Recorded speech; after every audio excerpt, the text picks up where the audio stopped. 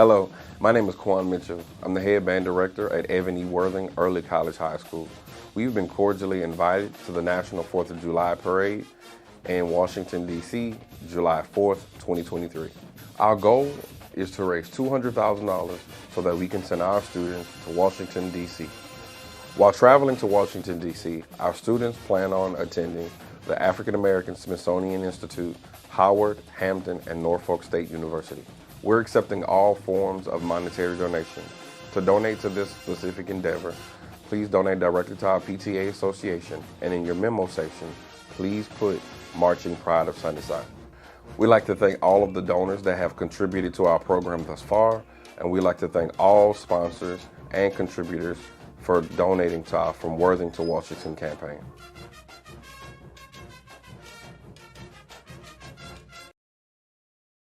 Welcome everybody to Talk That Talk. Where we have unfiltered, unscripted, uncomfortable conversation.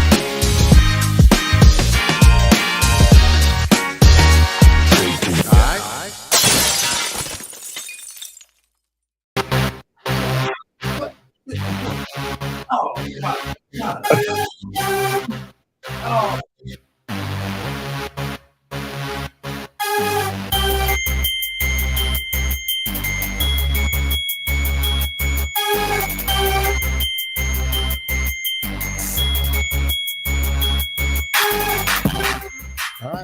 Welcome everybody to Talk That Talk. We have the unfiltered, unscripted, uncomfortable conversation about band, HBCU, band culture, music education, and more. I had Quan on the screen. I don't know what happened to him. I guess he just decided he wanted to walk off after I played his commercial for him. But hey, it is what it is. Anyway, let me go ahead and introduce the panel. Obviously, one of the people is Quan, but he wasn't ready to go. But we got Quan. There we go. What's up, everybody? We also got a special guest coming in today. This young brother is doing great things, man. He's been doing great things for quite a number of years. And we actually had we'll talk about it in a second, but I'm going to bring him into the fold. Let's welcome, I want to make sure you're good. I think you're good. All right, let's welcome brother Iron Roussel. What's up, brother? How y'all doing? What's up, doctor? We good. Still at work, doing the Lord's work. And Hey. y'all can tell my background. This ain't home. This ain't home. Hey, it's all good, Quan. But it's always home. Quan comes from the office every day, so every time. So we not tripping. Yeah, man. All right, so before we go ahead and get this thing started, man, y'all already know how we do it every week, man. What's going on in the band world? Anything that's going on with you? So let's start with Quan. What you got, bro? We just preparing honestly for the Galveston Mardi Gras. We're doing that, and then as soon as that is over, I could truly solely focus on our UIL preliminaries that we have for concert and sight reading. UIL for us in our region is in April. So we need to get our pieces. We're playing Canadian Sketches, Movement 1, 2, and 3. So we're excited for that.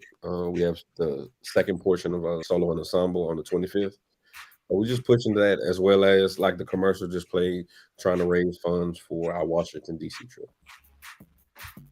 Yeah, that's super Man, dope. take me with y'all, man. God, y'all take me with you. Yeah, well, you can slide on. Ain't no problem. That's what they said. Then they ain't got no room for you. Facts. Man, it's funny you just said that the wife just came in. She said, "You going?" I said, "I don't know yet, man. We gonna talk about it. About it." That's why I'm trying to raise enough money so my people come and experience it, like with us. Like, of course, kids in this area neighborhood, this once in a lifetime. We're flying. I want them to fly. Absolutely. That's dope. All right, Aaron, what's going on with you, brother? Anything that's going on in the band world, music world? What you got? Man, back at it, bro. Getting our kids straight, man. We getting ready for UIL.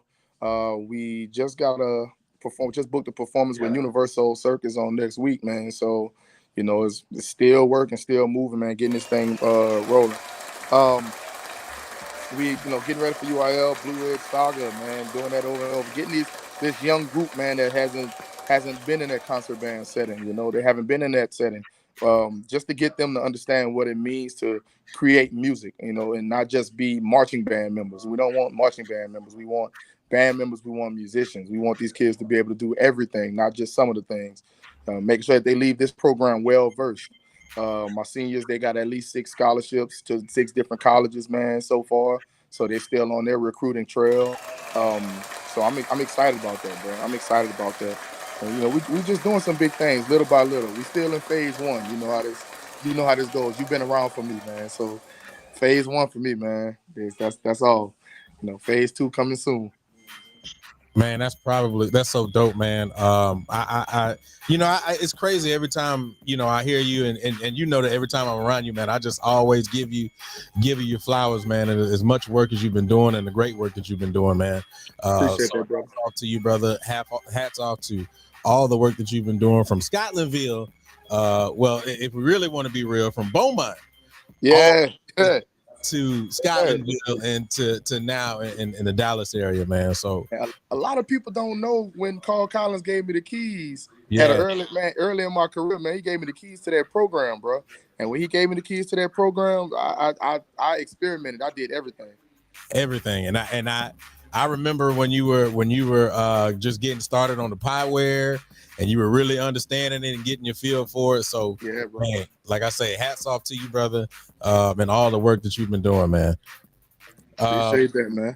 So I'm gonna be honest with me. One of the things that's actually been, I guess, big for me, specifically on YouTube, is, and it's funny, I got 2 Louisiana people here, but Mardi Gras, man. It's funny, neither one of y'all mentioned Mardi Gras.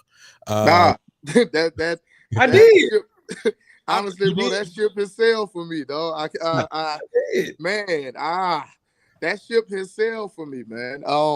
And most people would think, well, you in Texas, so the Texas giving you all this money. Nah, Texas giving y'all your program, this, that, and the other. That's not the truth. That's just not the focus.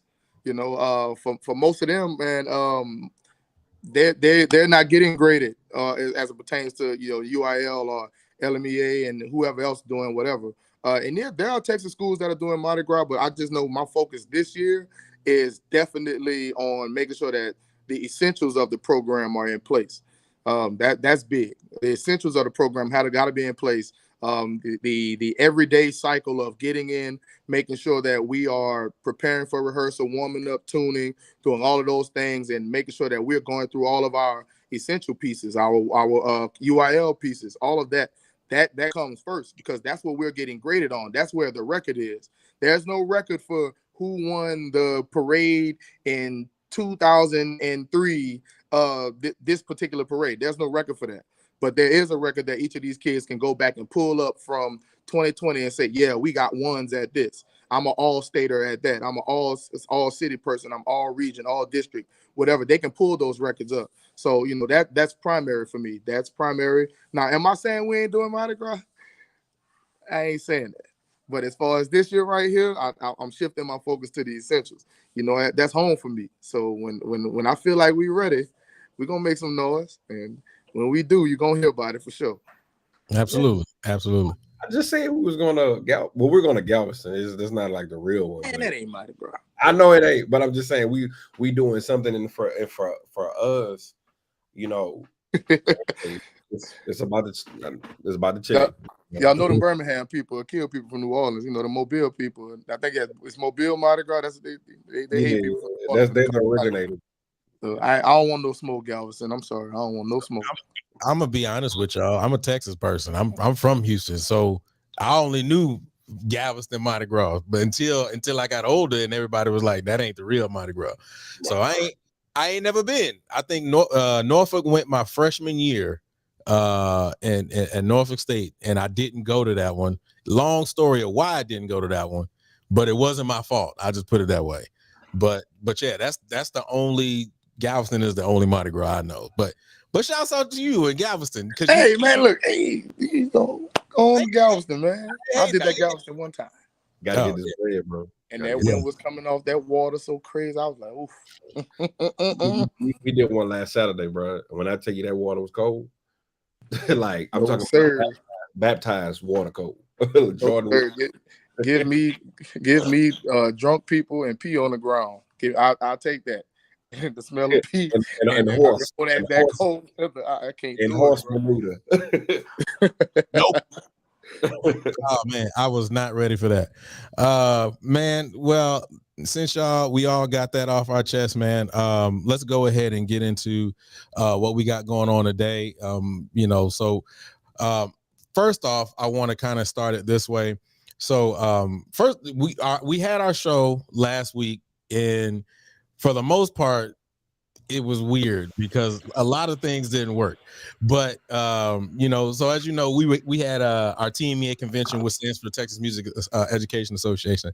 So I've been attending now for the past 11 years, and I can say that every year I pick up a new nugget or a new piece of information, or my eyes are just open to something that I had never thought about.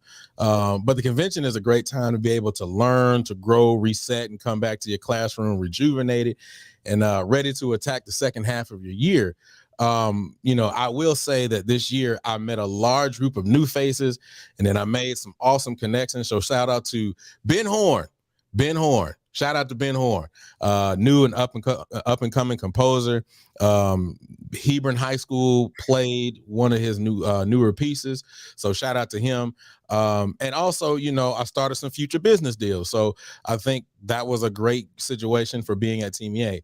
But per usual, I left questioning the state of music education as it pertains to underfunded, low socioeconomic and schools. And I'm just gonna say it.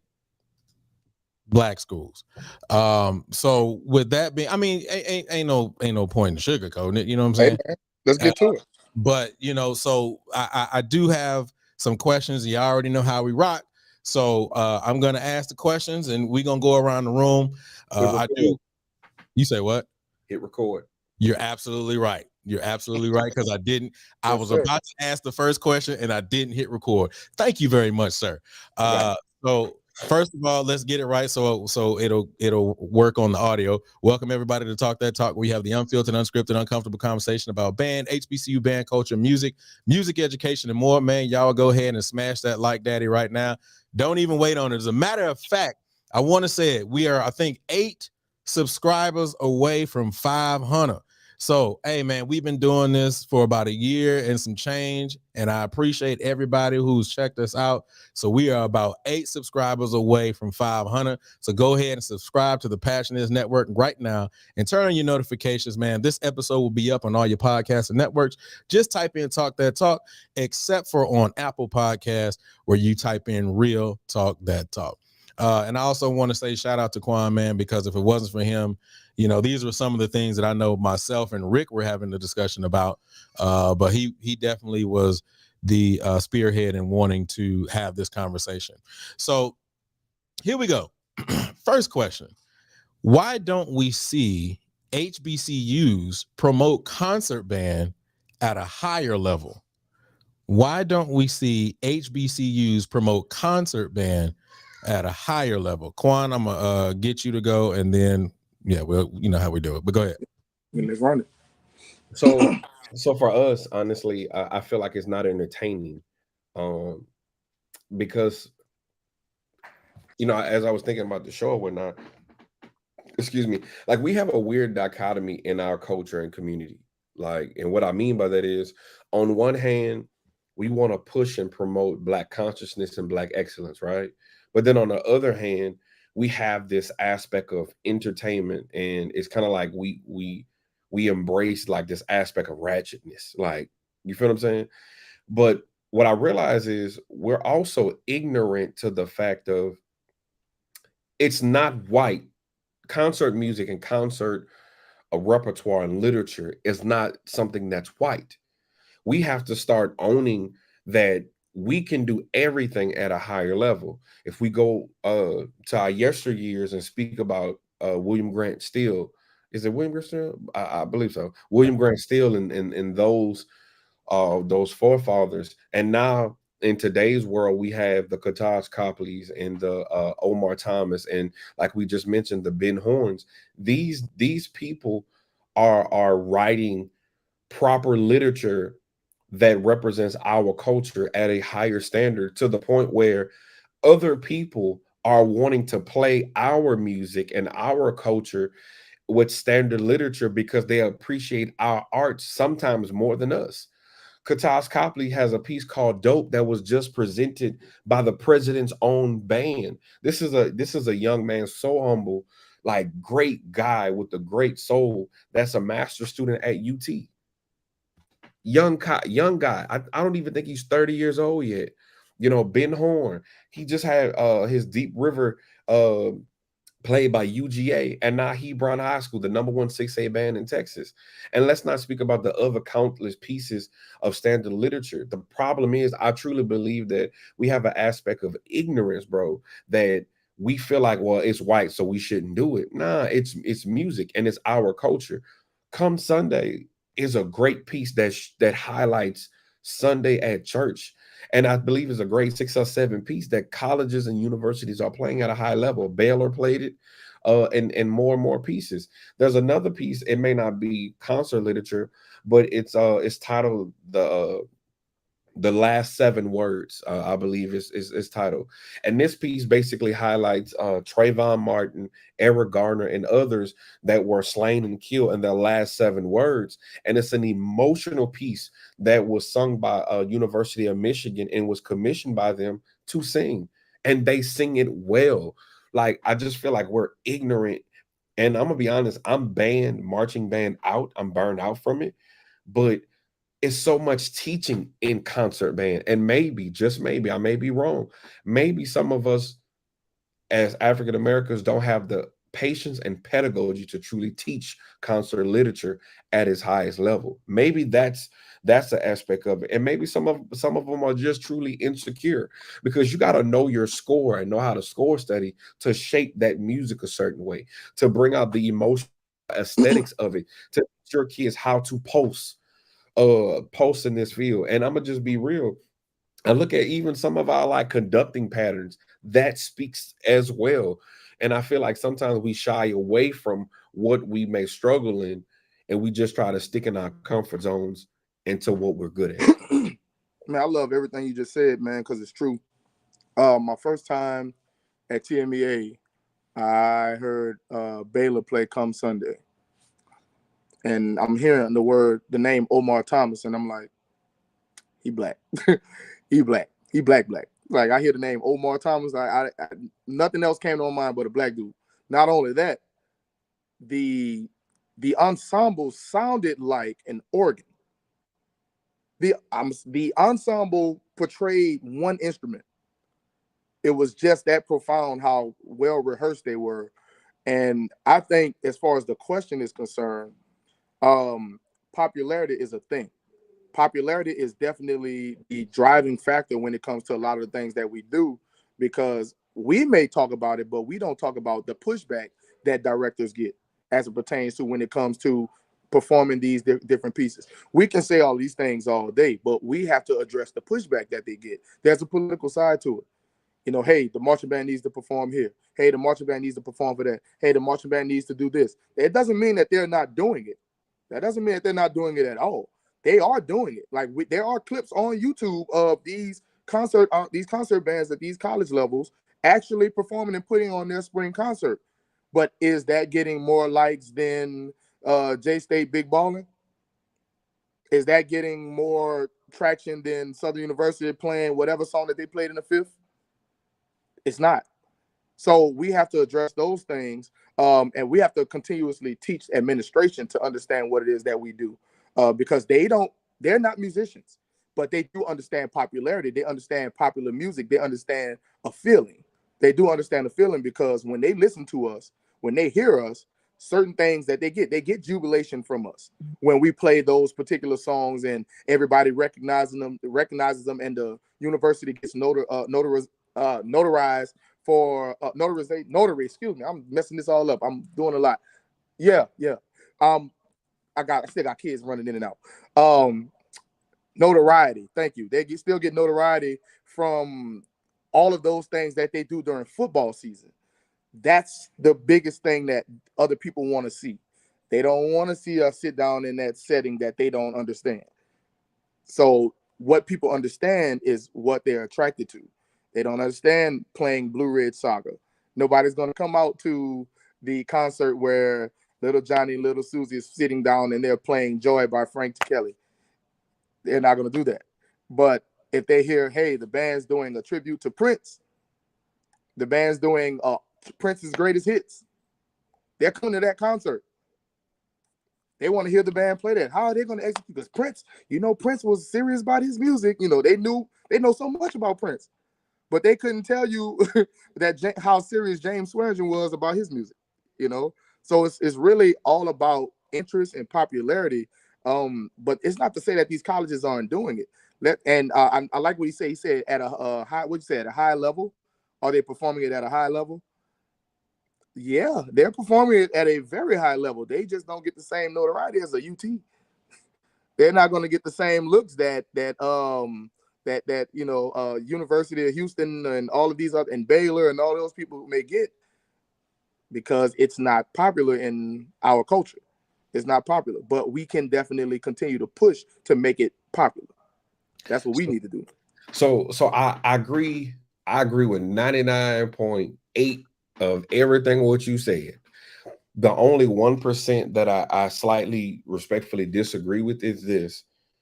I feel that, but it's still our duty to educate them. And then it goes to that high school and then middle school level. Because if you give them the same type of, like you say, jubilation in regards to marching, if you should push the same for concert. And what I mean by that is, we've had the conversation while we was eating chicken. There's certain universities that can do so black, man. I mean, it is. We would. There's certain universities that can do certain things that if they started the trend, others will follow. That's number one. And number two, I don't think we're doing it at a high level. And the reason why I say I don't think we're doing it at a high level is merely because we're always called to do marching band. And what universities? What universities have you watched? Which of our groups have you looked out for to go and sit and go to their spring concerts? I've seen all of Southern spring concerts. I've been to Prairie Views, of course. I've seen FAMU's. I've seen Bethune-Cookman's, and I've seen Jackson. I've seen that. That's saying a lot. That's 1, 2, 3, 4, 5. Yeah.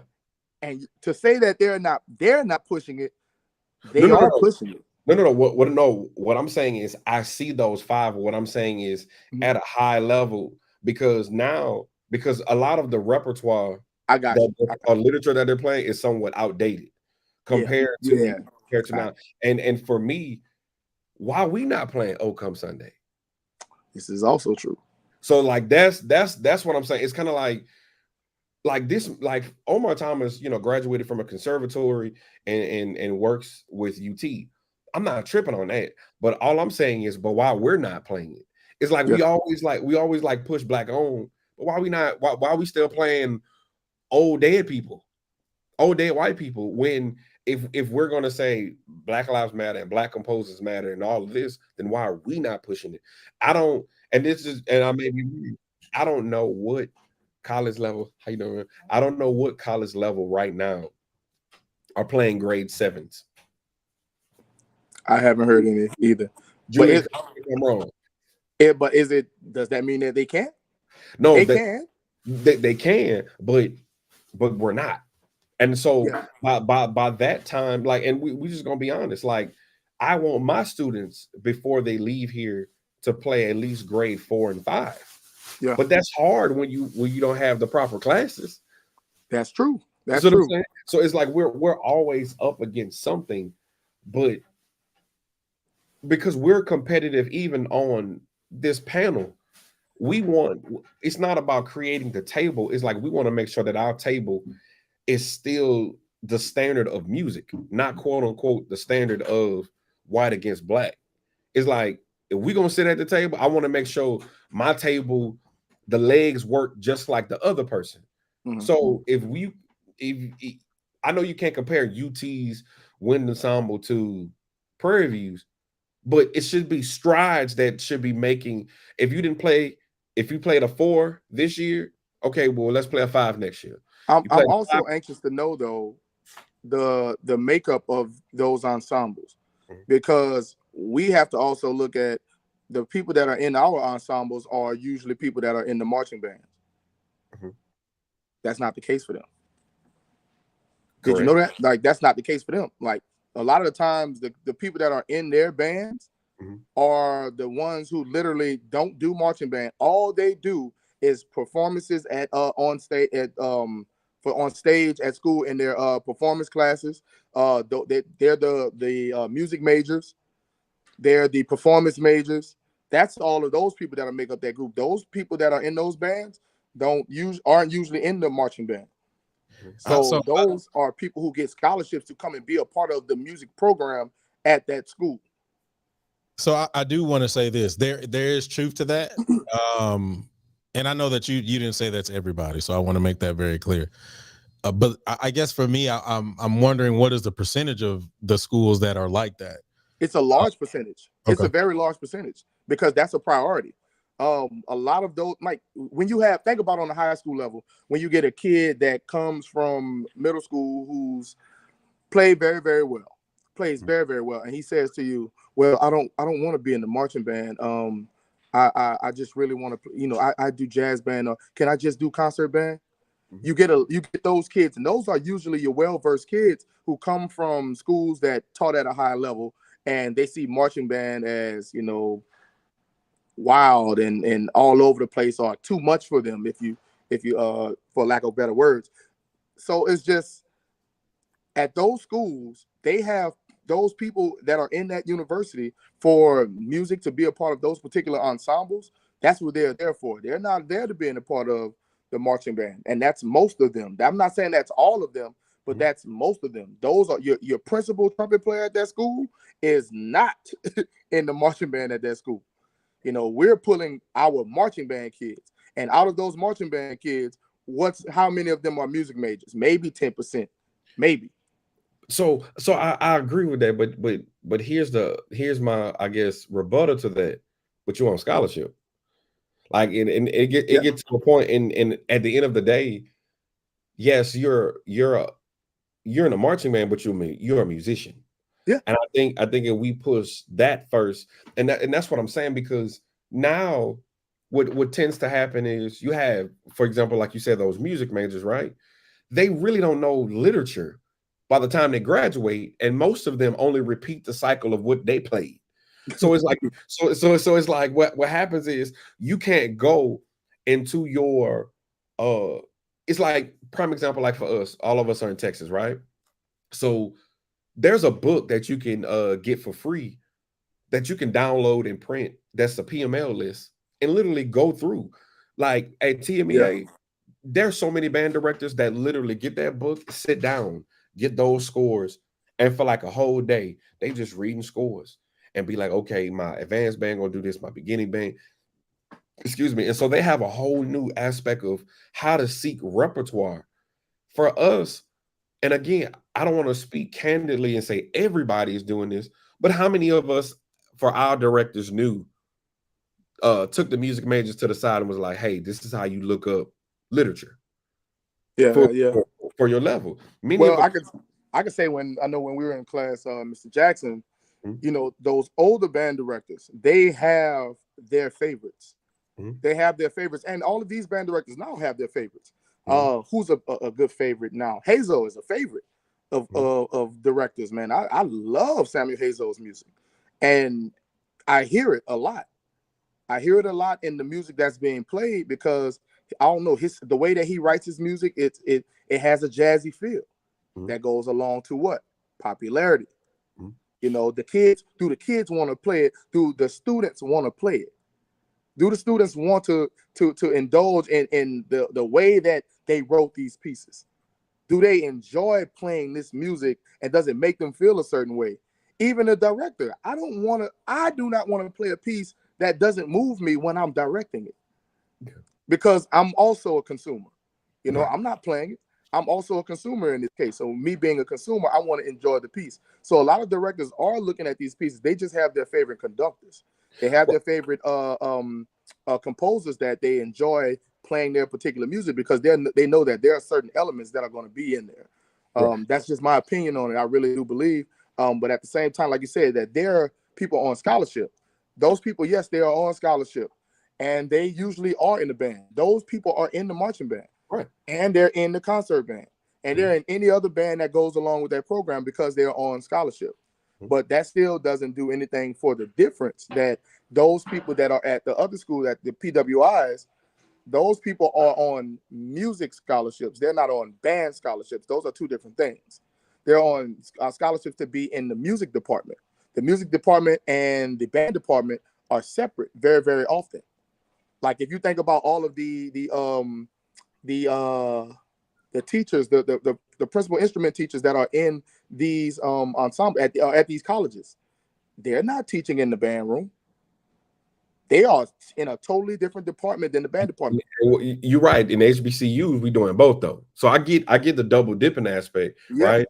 But I guess for me though, fam, like the bottom line is specifically. Let me address the music majors. For them, you're now at a disadvantage because you don't know how to research literature. But even my thing is, even if that piece moves you or not, what I do for my kids here, we have listening parties. So what I do is I go and I look up grades 1, 2, maybe 2.5, and I pick out 10 songs, and we literally I buy them pizza and we listen, and they be like, nah, I want that piece. No, we want that piece, and I let them vote. Yeah. And literally the pieces that they pick, that's the pieces we play. Yeah. You got to educate them to get to that point. So, right. Go ahead.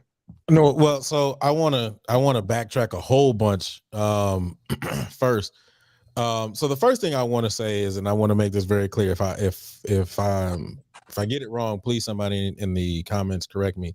DeSoto High School, I think, played Come Sunday. They did. I think it was DeSoto High School. So I do want to make sure that it was the year.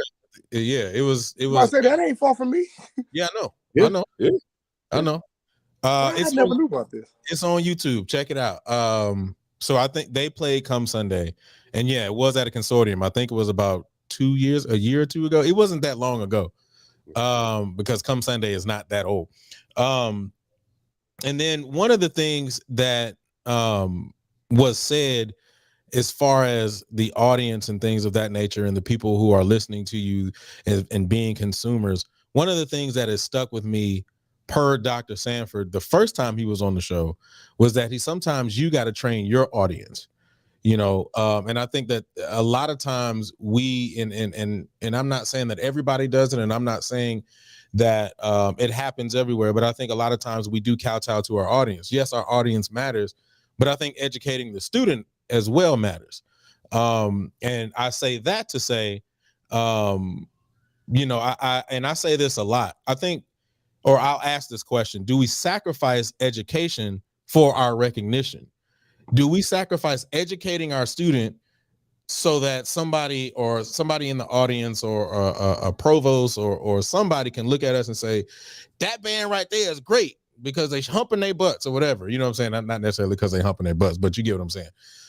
Do we sacrifice that? Because I say all the time, if you are a music major and you go into a math class and there's a math major in that same class, they're not going to teach you differently because you're a music major. They're going to expect for you to do what's expected of that math class. So I always ask that same question. Why is it that when we have music majors, whether we have a band of 280 people and there are 10 music majors in that band, I think that we still need to make sure that music or those music majors have the information that they need to be successful, instead of always, and I'm not saying that it's bad to entertain, I'm not saying that at all, but instead of always running or always trying to entertain, instead of making sure that education is there for those students. So and then Quan, I saw your finger, you put church finger up, so go ahead. Yeah, so I mean, in my opinion, and again, I don't think all, but I think as a culture, many times we sacrifice education for entertainment. I mean, because it's with the type of knowledge that just us three have on the phone, and then all of the directors on the Passion Is network, it's hard for us to get it out, to get to those advanced, deep, and in-depth conversations and go into our bag in regards to pedagogy, because either we're dealing with the administrator, like Aaron said earlier, that wants the entertainment, right? So how can I really teach you about oral shape and oral cavity and breathing techniques and whatnot that we learn at TMEA if my classes ain't right? That's just at the secondary level, right? And then when it comes to the HBCU level, that's honestly like a bigger high school. They want us to perform at basketball games, convocations, so forth and so on. They want us to do that too. And then when it comes to the football season, we're so locked in at changing our field shows, right? Why we don't have wind ensemble during the fall? When if you go anywhere else, wind ensemble is all year round. But like Aaron said, most of the band directors, either the director of bands or assistant or associate band director, they should be over that ensemble too. But if you practicing at 2, 3 in the morning, how can you have wind ensemble? But isn't that crazy though? How we're willing to stay at practice till 2 or 3 o'clock in the morning, but not meet 2 days out of the week for wind ensemble? Because if you get out of practice at 11 and you normally get out at 2, what's having another hour and a half of a wind ensemble practice? Crazy as hell. I'm gonna tell you the truth, bro. That's pointless. I'm gonna tell you that's pointless. You will not. The ears. We don't play our instruments with our mouths. We play them with our ears, and Okay. that's something that a lot of people really don't pay attention to when you're talking about switching ensemble styles just that fast, because our ears are tuned to one thing. So every time we play our instrument, that's what's going to come out, because that's what we've already conceived before we've played it.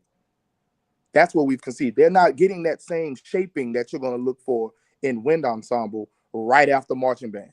They're not going to get that. The shaping, honestly, is not the same. That's like coming off of a jazz band stage saying that, all right, now it's time for us that we're going to do our wind. That's not working, because you just had some grit and grind behind playing those parts in that jazz ensemble. And that same trumpet player is not going to give you that same round tone that he had from, that you need. You're not going to get that, in my opinion. That's what I believe. Now, here's another side. In my band room, when we talked about education versus entertainment, I educate within the entertainment. I don't care whether it's Beyonce or Bach. I'm still teaching concept. I believe, in my opinion, concept over content. The content changes year round. However, the concept, nonetheless, if you're teaching oral cavity and how to produce certain sounds, how to articulate and play a certain way, all of those things are still relevant. So when they get into all of these other ensembles, they can still use them. It's pretty much enhancing the arsenal of the student. You continue to enhance the arsenal of the student no matter whatever the content is. Like I said, whether it be Beyonce or Bach, I need good tone from you. I still need you to be able to play and have good dexterity. I still need you to be able to articulate and understand the difference between playing staccato and legato and playing marcato. All of those different things still apply. So we have to entertain, but at the same time, we have to educate within the entertainment. And a lot of band directors get to, I just want to get the song out. Let's play the song. We cranking. That's good. And I've been guilty of that too. And that's why I can speak on it. The broke man can speak on about being broke. The man that was born rich can't speak on about being broke. You never experienced it. You don't know what that feels like.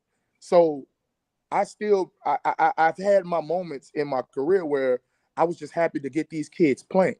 Everybody's situation is different. I started 80% of this band that I have right now started in August. Yeah. These kids are not going to shape the music like I'd like to. But we're working towards that. I have to educate within getting ready for a football game, getting ready for a basketball game, Universal Circus next week, having to still do all of these things still and produce a good quality product. That's important. We have to continue to work within what's required of us. Right. So I think so I agree with everything you say. Hey, go.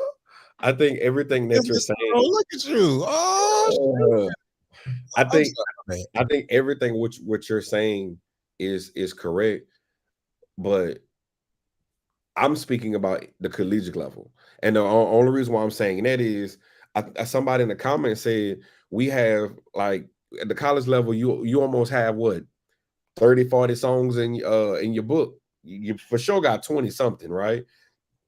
But yet and still, you cannot work in the fall 2 days of the week for about 6 to 7 songs. And even though the articulation may be quote unquote more aggressive for us, my concept, and it's just Quan, and I remember me and Julie went to it, not this TMEA, but before. Your marching band should be a marching concert band. Because the philosophy, like you said, the concept and philosophy should be the same. I respect it. The only difference is you may put a little more aggression here, but if you know the concept, like you said, then you know, okay, in this setting, because I know for a fact, me and you go to my mama's house, it's certain words me and you ain't gonna say. Mm-hmm. So you know how to adjust that quick in my house that fast. Then when we just chilling on the block. So you telling me as musicians we don't know how? So what's your primary instrument, bro? I'm percussionist. Exactly. Nah, don't do that. Nah. I say that respectfully. I say that respectfully because if you look at what a lot of the wind players play now with arrangements today in the HBCU world, it requires a lot of reps. It requires a lot of grit, grind, and constant pushing. It requires a lot. And in order for it to happen, like, you really can't sacrifice that day at that moment. And that's why I go back into saying that as much as we want to deny it, those people have a different structure than we have. Those PWIs have a different structure. Our structures are not set up to do it the way that they do it. But that doesn't mean we're not doing it. That doesn't mean that we're not doing it well. Our structure is not the same. You're telling, all right, you went to PV, right? Yeah. Who was your director? George Edwards. You're telling your director to say, hey, all right, go ahead and cut 2 of them practices out of the week. Let's have Wind Symphony rehearsal. Let's have Wind Ensemble rehearsal. Mm-hmm. How you think he would have responded to you? You would have said, Prof, we need to cut 2 of these rehearsals, maybe Tuesday and Wednesday, to have Wind Ensemble rehearsal. Nah, I'm gonna be honest. He would have cursed me out. I believe the current band director would have been like, "Ooh," but can I say this though? At some HBCUs, they're doing it. Which ones? TSU doing it. Are they? Yeah, I didn't know that. Yeah, Prof Redden doing it. I'm about to say we gotta clarify which TSU. Oh wait, there's 2 of them now. Just that's right. You talking about Texas something? Yeah. Oh, okay. They're doing it. I gotta call Redden, man. I gotta call. Yeah, like home.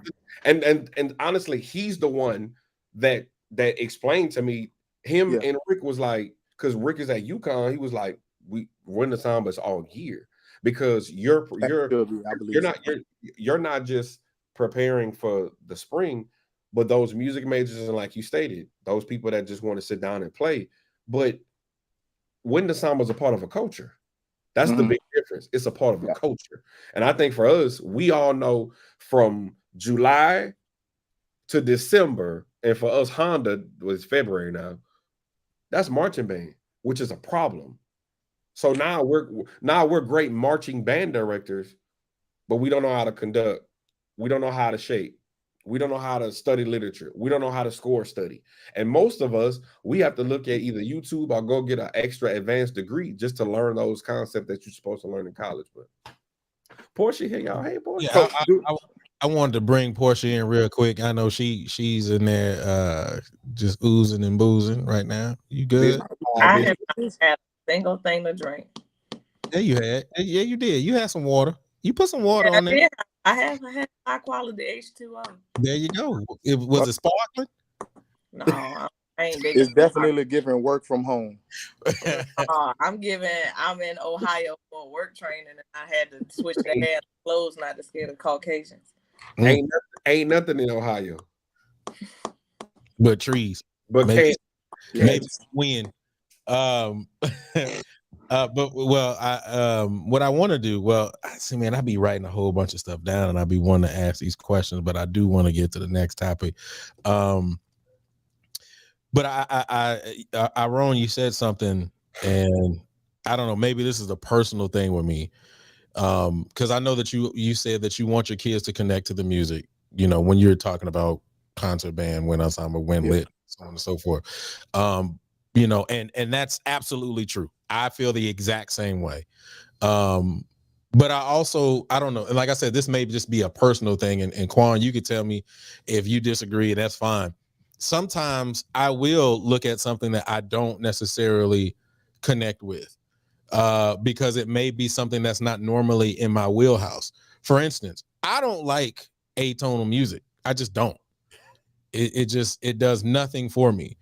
But what I would do if I find a piece, because there needs to be a certain level of understanding and listening from the student perspective, and maybe from a conducting perspective as well, I may need to be challenging myself. It may be a challenge for myself. It may be a challenge for my students. I may throw it in there just for the purposes of making sure that that education is there. So that's just me, though.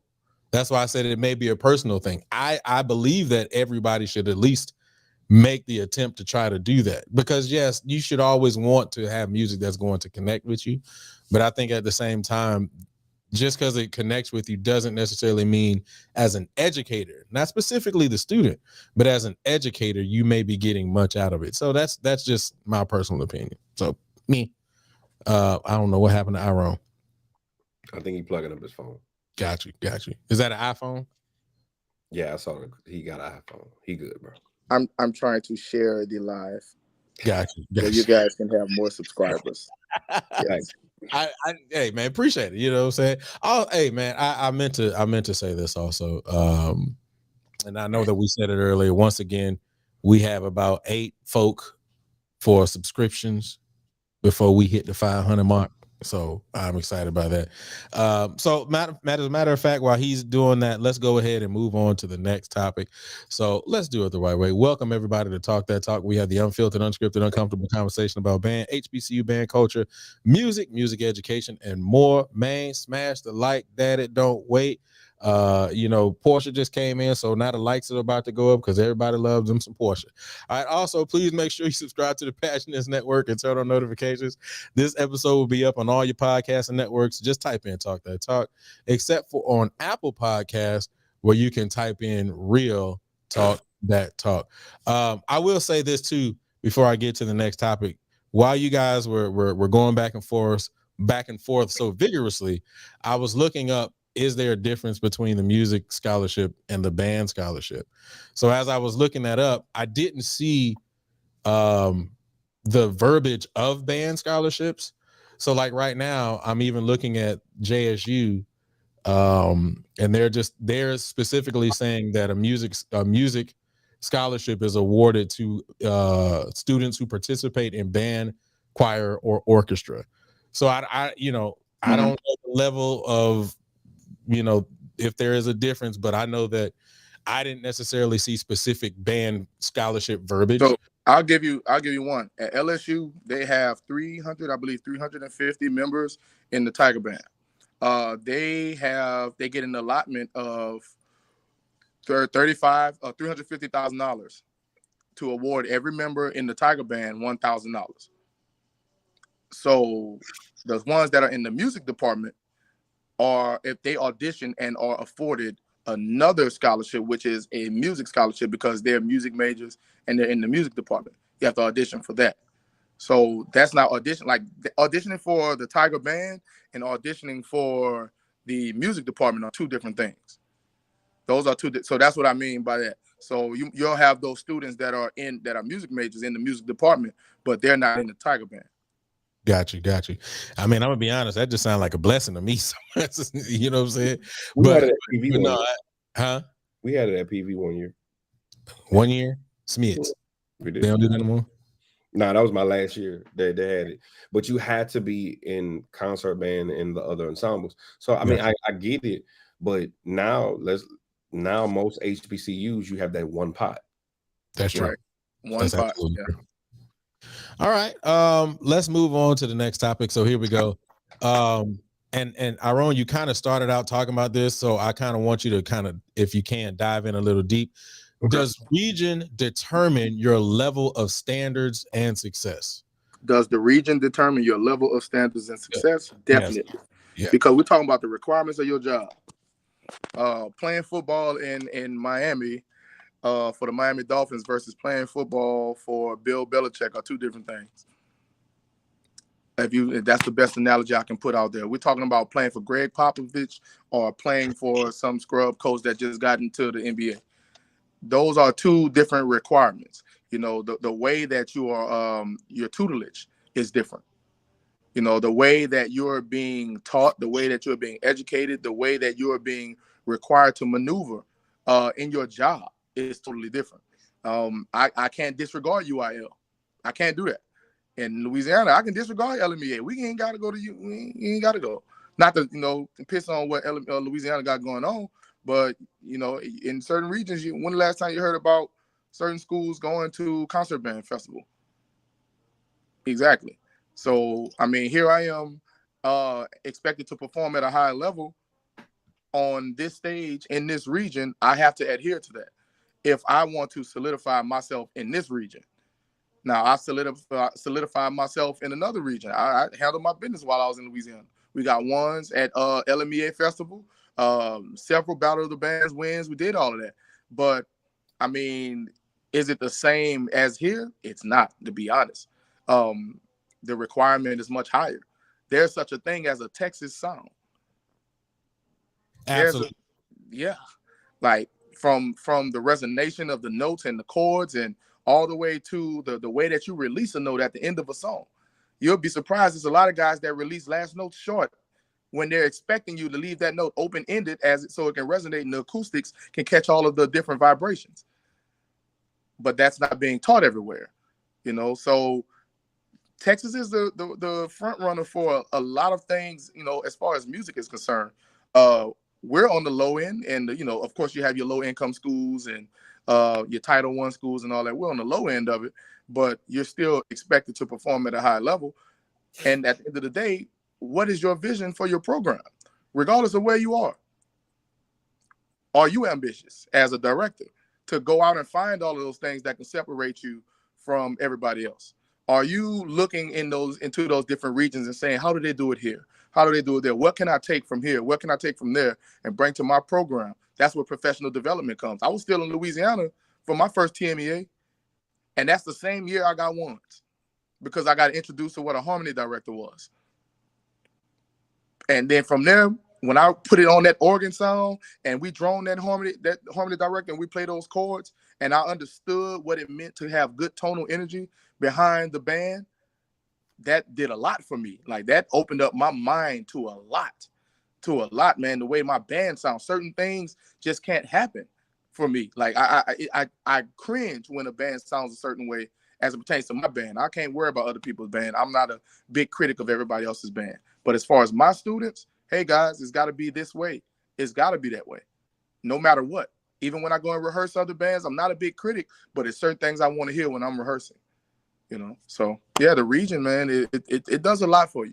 It does a lot for you as it pertains to your standard. Okay. Posha, does region determine your level of standards or success? I got to call you Posha. I don't know why I just did that, but go ahead. Yeah. I mean, Norfolk is a shining example of that. People criticize it, but we're going to do us. And that's just what it is. You drop Norfolk somewhere else. I don't know what it's like, but as for me and my house, we gonna do things a certain way. And I mean, that's a MEAC thing. I think. I don't know. We ain't really got much left. But yeah, it just, we're not gonna, well, most of us aren't trying to sound like anybody else. So I think that matters, where you are and what's acceptable. And I do think if bands started to sound like swag bands here, we'll have some fans be like, what the hell going on over there? Yeah. So what you doing? That ain't what our fans is used to.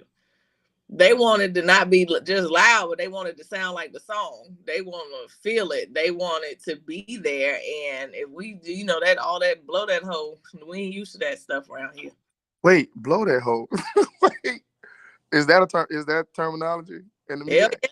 Never heard them shit. You so loud, you just know they in there like we gonna blow this hole. Yeah. I've seen that. I've experienced that. Like I'm about to say, I know you just see it blow that hole somewhere, man. No, but so I have a question while I'm about to be messy. Did you guys lose the poster child of the MEAC to the SWAC?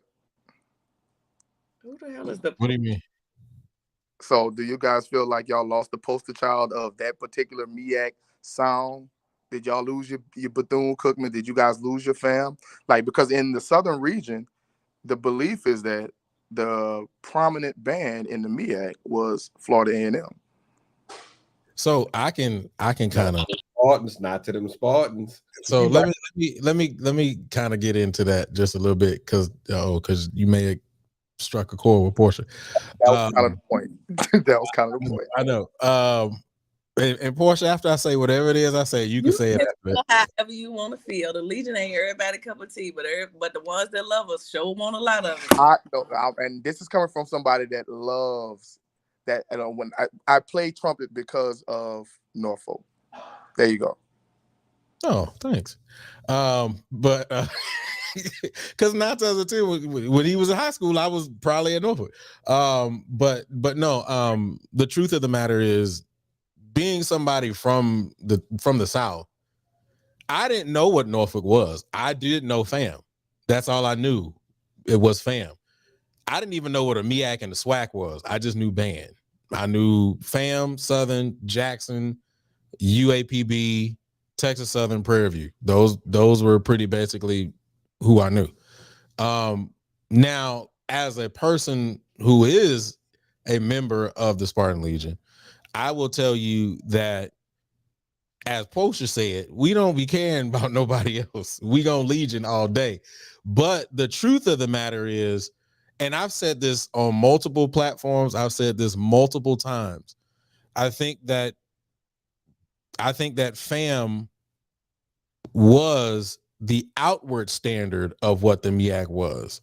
And that was for not necessarily for bands within the MEAC, but people to aspire to sound like and kind of ground themselves into what the MEAC sound is, versus, when you think SWAC sound, most people think Southern.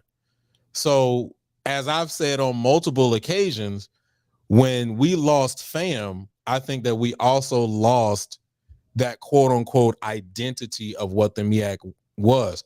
I ain't talking about fam to SWAC. I'm talking about when the whole Robert Champion situation went down. So yeah. I think that there was a level of what's the word I'm looking for? Aspiration that a lot of people look to as far as the culture of sound, what MEAC was, that we may have lost when that whole situation went down. But when it comes to Norfolk, we don't really care. Norfolk was going Norfolk. It didn't matter who was in the MEAC. As a matter of fact, I'm gonna be honest, I never looked at us as being MEAC. I just never did. We just were Norfolk. We were on an island by ourselves, and we rock with who we rock. That's just how we are. We still that way. Let me explain something to you. It's the MEAC, and then it's Smith. And then it's and then it's it's the MEAC, and then it's y'all. That's basically what you're saying. Yeah. That's it. I mean, that's really how we thought all the time. That never changed. That never changed. I dig it, man. I like I said, bro. I play trumpet because of Norfolk. Because the first time I was introduced to marching sport, that was one of the first things I heard. I was like, that ticker's going across the top, and I'm just saying, like, who is Norfolk? All right, and I'm hearing the trumpet players. That was big for me. Like, that was big for me to hear that, and I just, I always enjoyed that. Definitely enjoyed that. So, man, I understand. I just, you know, I was in the SWAC. So No, I I feel you. look as a musician, and I look over and I say, hey, I know fam. I know fam from what was it? Was it Spend the Night? Was it Spend the Yeah, Night that they did that that spending Isley in that. Brothers? Mm-hmm. Bum, ba-da, da, da, da, da, dum, bum, bum, bum, ba-da. That played over and over on Marching Sport. I hear that, and I would rewind it to that over and over. So that was my example of what the difference between MEAC bands versus swag bands. When I hear those two things, and I understand both sides, because here I am. I'm from New Orleans, and parade season come around, we getting at it. Like, all that cute shit, whatever. We getting at it. But I do understand the musical side of it, where you expect good tone, you expect to hear all parts. It's not it's not as in your face. But if y'all see fam now, I don't know if y'all been listening to them clips as of late, but they starting to put some air in them horns in a major way. They add a little air, but I don't think that they're going to step outside specifically of who fam is. Give it I two more mean years. that I think a lot of people, and I say, and we say this all the time. I think a lot of people say that same thing about Norfolk. I think a lot of people be like, man, and I think we said it at the table when we was eating our chicken. A lot of people think that Norfolk is just this nice band, these nice guys and blah blah blah, and we just so happy. But no, I mean, we were an aggressive band, and even still, I think they still got that heart there. I haven't been in front of them, specifically directly in front of them, since National Battle of the Bands, but even then I thought they did a great job. But there was an aggression with what we did. We just did it in a different way. Yeah. So and like I said, we were an island by ourselves, man. We were like, hey, I don't care who was in front of. Didn't matter if it was Poondunk Middle School. Hey, you getting this work. It didn't matter. So that's how we were. I don't know where. I think her internet, her hotel internet gave out, unfortunately. But so hopefully we can get her back. But Quan, let's get your thoughts, bro. Does region determine your level of standards or success? I don't think it determines your level of success, but it should, if all the surrounding areas are excelling and you're not really up to par, then maybe. I mean, I think it should be a measuring stick to a degree, but it also determines on what you receive, like what school you're particularly at. So, for example, if you walk into a school where it's been a revolving door of band directors, you have to build that program from scratch, then you need to measure yourself from what was previous, and then you go according to that, right? But if you're telling me, because I ended up pulling up the UIL like region map, right? Just looking at certain schools. So looking at the level of like that DISD, that's region 20, like the surrounding areas, like to region 5 will be like Highland Park, those areas. You can't tell me that Jerry Jones' grandsons goes to Highland Park. You can't tell me that they don't have a stellar program with the state of the art facilities and whatnot. So I know for a fact schools like that, even the school that our student taught at Fort Bend, that's the rival to Woolery, it's Clements. They had 6 band directors on staff. Easy. So how you gonna compare having 6 band directors to the school that's in the hood with 1? You can't. Yeah. You know what I'm saying? So it's like, so it all depends on what it is. So I just look at it like that. You need to have your own measurable aspects in measuring your growth as a band director yourself. Okay, I played a 1 this year. My goal is to play a 1.5, 2 next year. How many students did, even from something little as, okay, this year we learned 5 scales. Okay, next year let's get to 12. Okay, by the time they graduate, hopefully we can get it all 24 or 12 major and minor. Like that's measurable growth. But I do think we need to, as we look at UIL being important, we also need to look at how we're growing these kids. So, like, it's twofold. I dig that because like you said, man, you got to have your own measure of success, and Duncanville is what 15 minutes away from me. DeSoto ain't that far. You know, all of these other schools that are, man, they're within maybe an hour at the most. You said Duncanville. Wait. You said Duncanville is 15 minutes away from where you live? No, Duncanville is 15 minutes away from Carter. Where do you?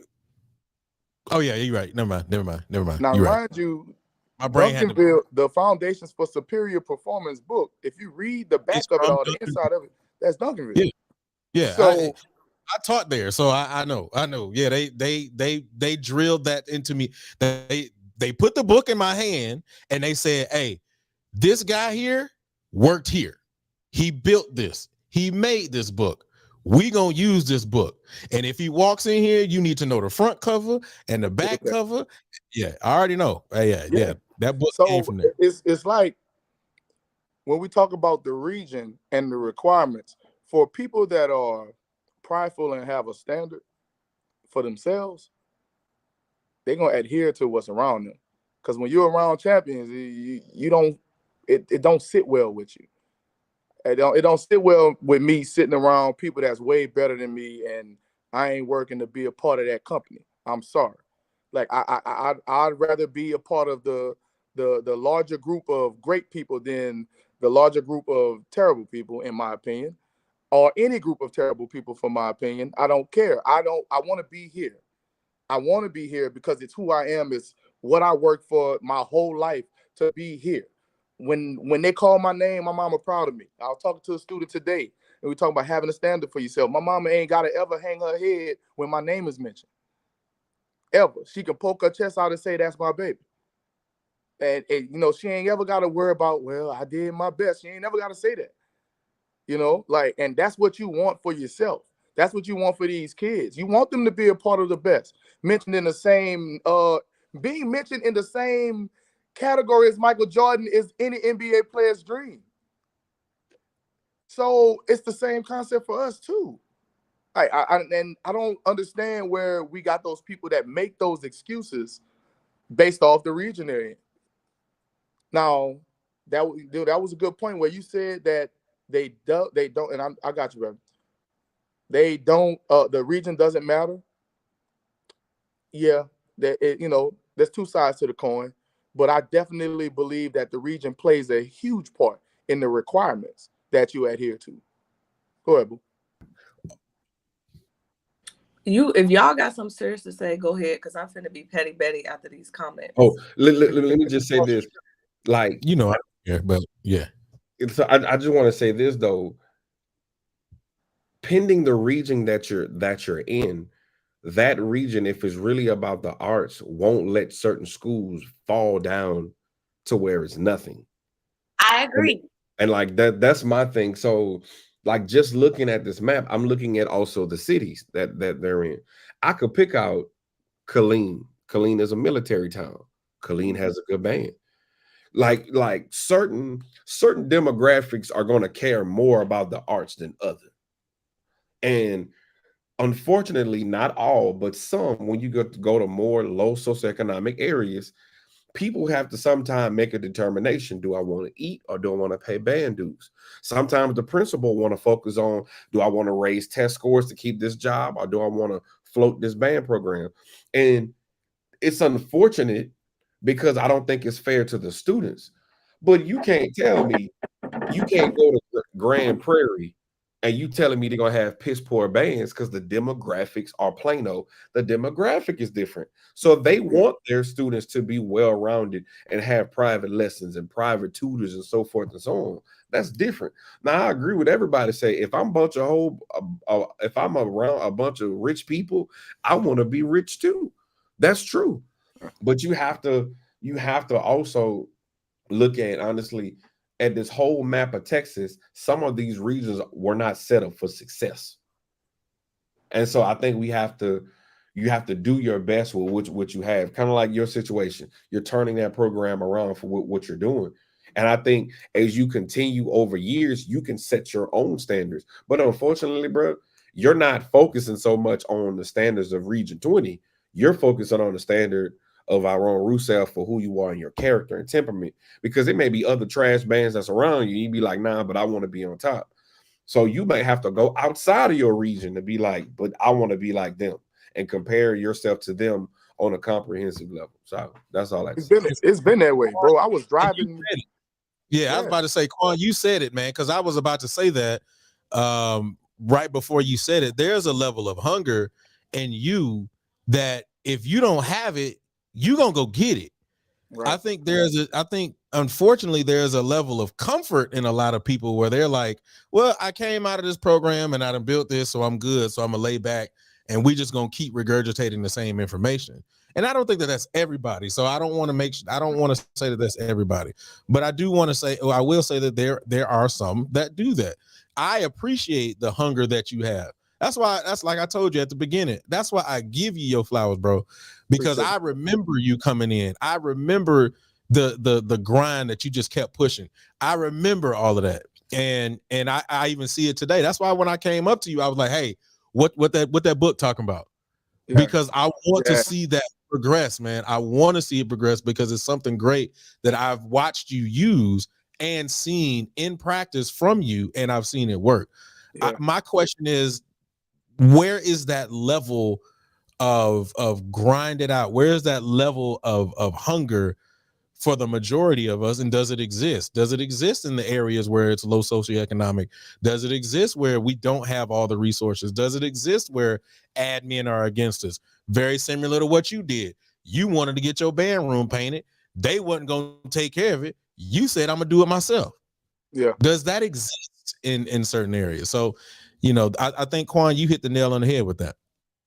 Yeah, man. How you was raised matter too. Like, shit. Like, you got to get up and want it for yourself, man. Like, you can't. I'm not used to begging.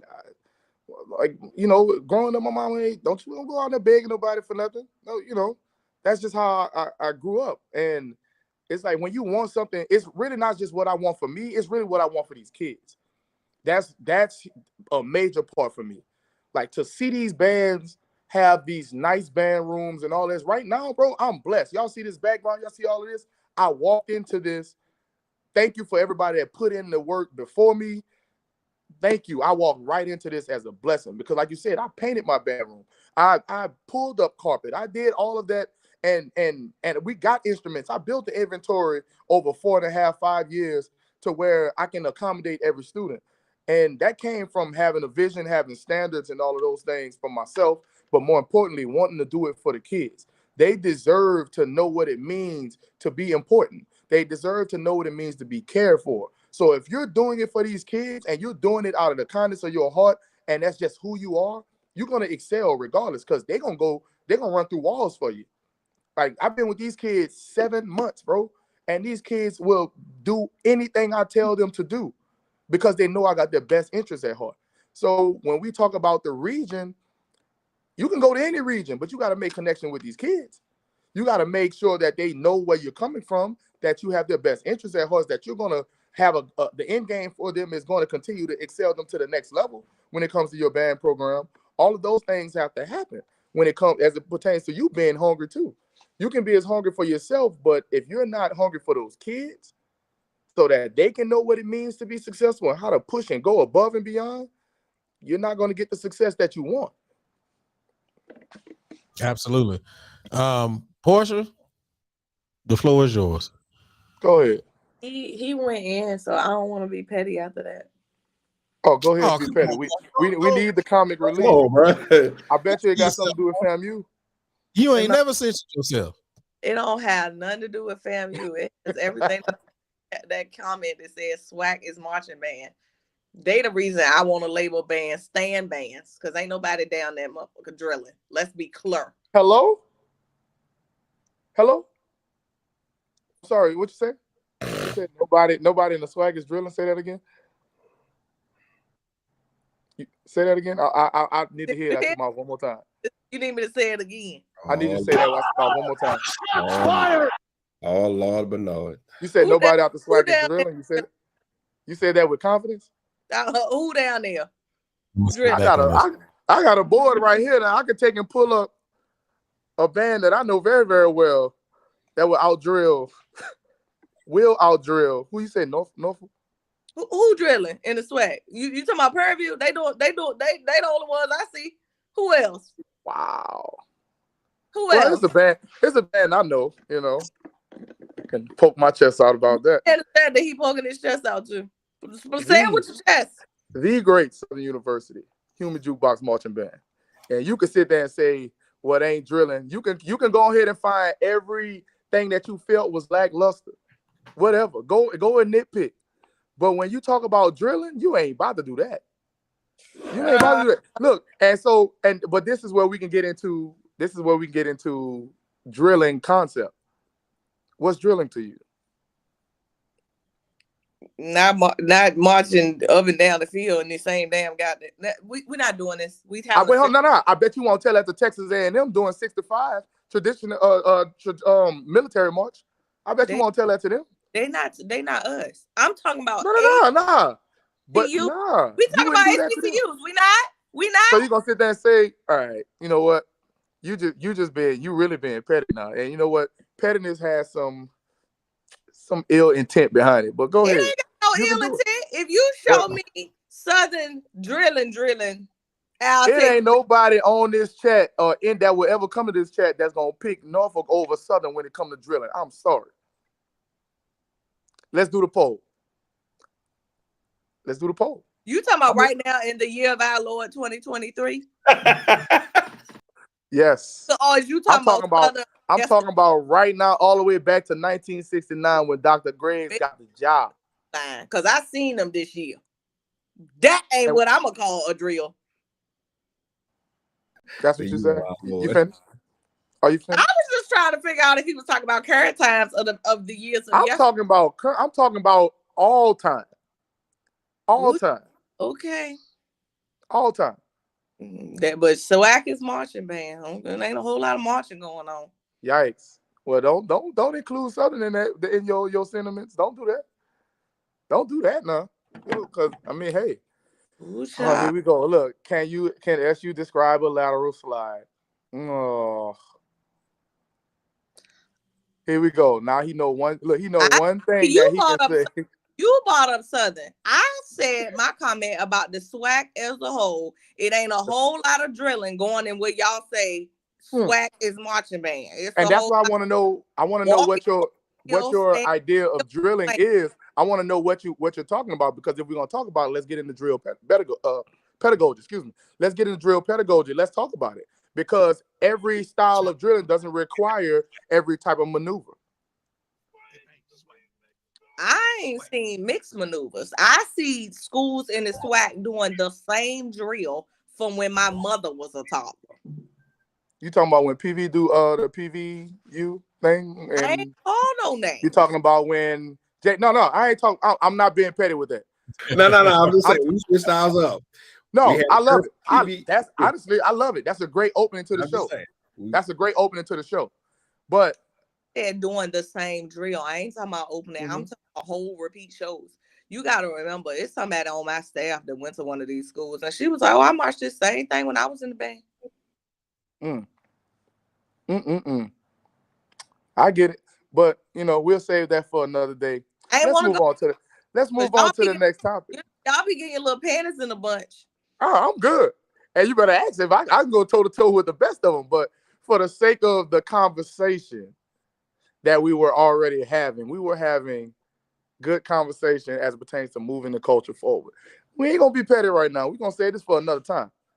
Let's get back to where we were. Culture forward, also not doing repeat drills from when your parents was in college. And she ain't even had a drink.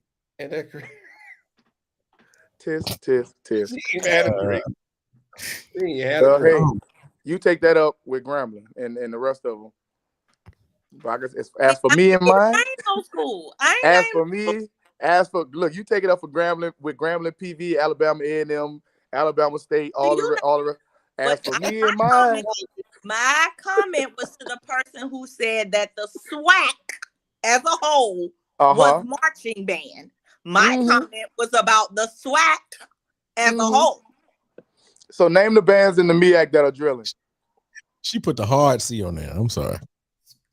What I'm telling you, name the bands in the MEAC that are drilling now. Let's name them. My comment was not Let me about. go write them on the board. Let me explain something to you. Well, first of all, anybody in the MEAC. But what I'm saying to you is, when the MEAC was the MEAC, almost everybody was drilling. When? What we talking about way back when? When the MEAC was the MEAC? That's wild. Child, I responded to a comment that you didn't make, and you still talking about it. What I said was, I said what I said. Oh, come on, now you getting spicy. A whole lot of marching going on in the place that is marching band. Go ahead, baby. You getting spicy. Go ahead. You got closer to the camera and everything. Spicy. Ask Julian. This ain't spicy. This ain't nowhere near spicy. I got you. Is Norfolk in the MEAC? Barely. I guess they got one toe in and one toe out. And the only way out the door, that's crazy. We ain't got nowhere to go. We ain't going nowhere. Yeah, okay. we ain't going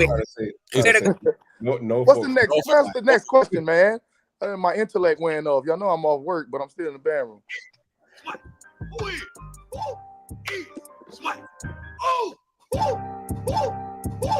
I actually like this song. I really love man, that song jammed. I'm sorry, it jammed. I love this song. She said who in the swag, so that was just the perfect time to cue that joint up. All right, man. Let's go to the next topic. What's crazy is we done made an hour 30. We tend to do this, man. We tend to get really good in the conversations, and you know, we go longer. So this one will be the last topic. And then I'll put the link in the chat as soon as I announce the topic, so that if you want to come in and chop it up with us, you can.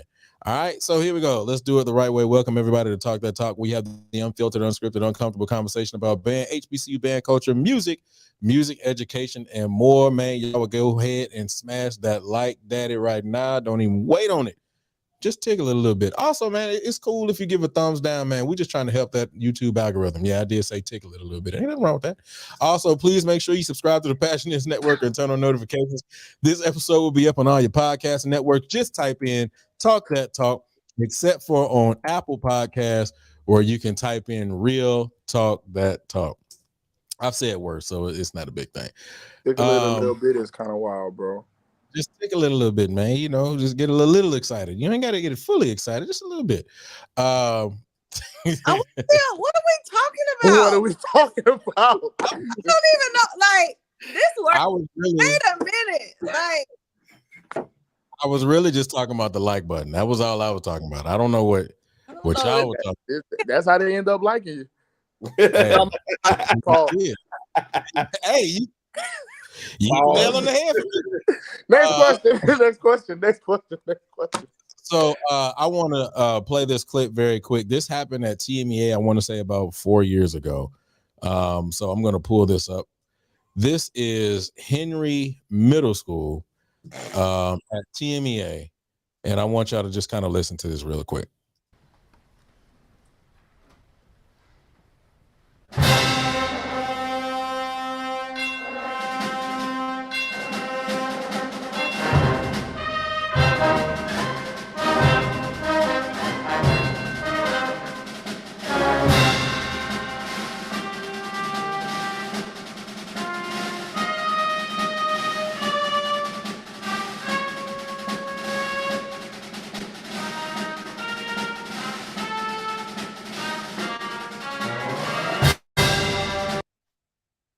So we can't play the whole thing because of copyright. But I did want to share that. And the reason why I share that is because if you all don't know that piece, that piece is Tritico by Nelly Bell. But I think the biggest thing about it was the fact that it's a middle school band. And not only is it a middle school band, but it is a middle school band in the state of Texas. But one of the other things that I thought was very great about that is the person who was conducting it was a brother. His name is Robert Herrings. I had the pleasure of meeting him this past TMEA. Super dope person, very good, great person. But the reason why I brought that up is because I think we can all agree on the panel that you could agree that is a comprehensive program. from top to bottom. So the next question is, how are we building comprehensive programs? How are we building a comprehensive program? Quan, you got it first, bro. Being honest, I don't think we are building comprehensive programs.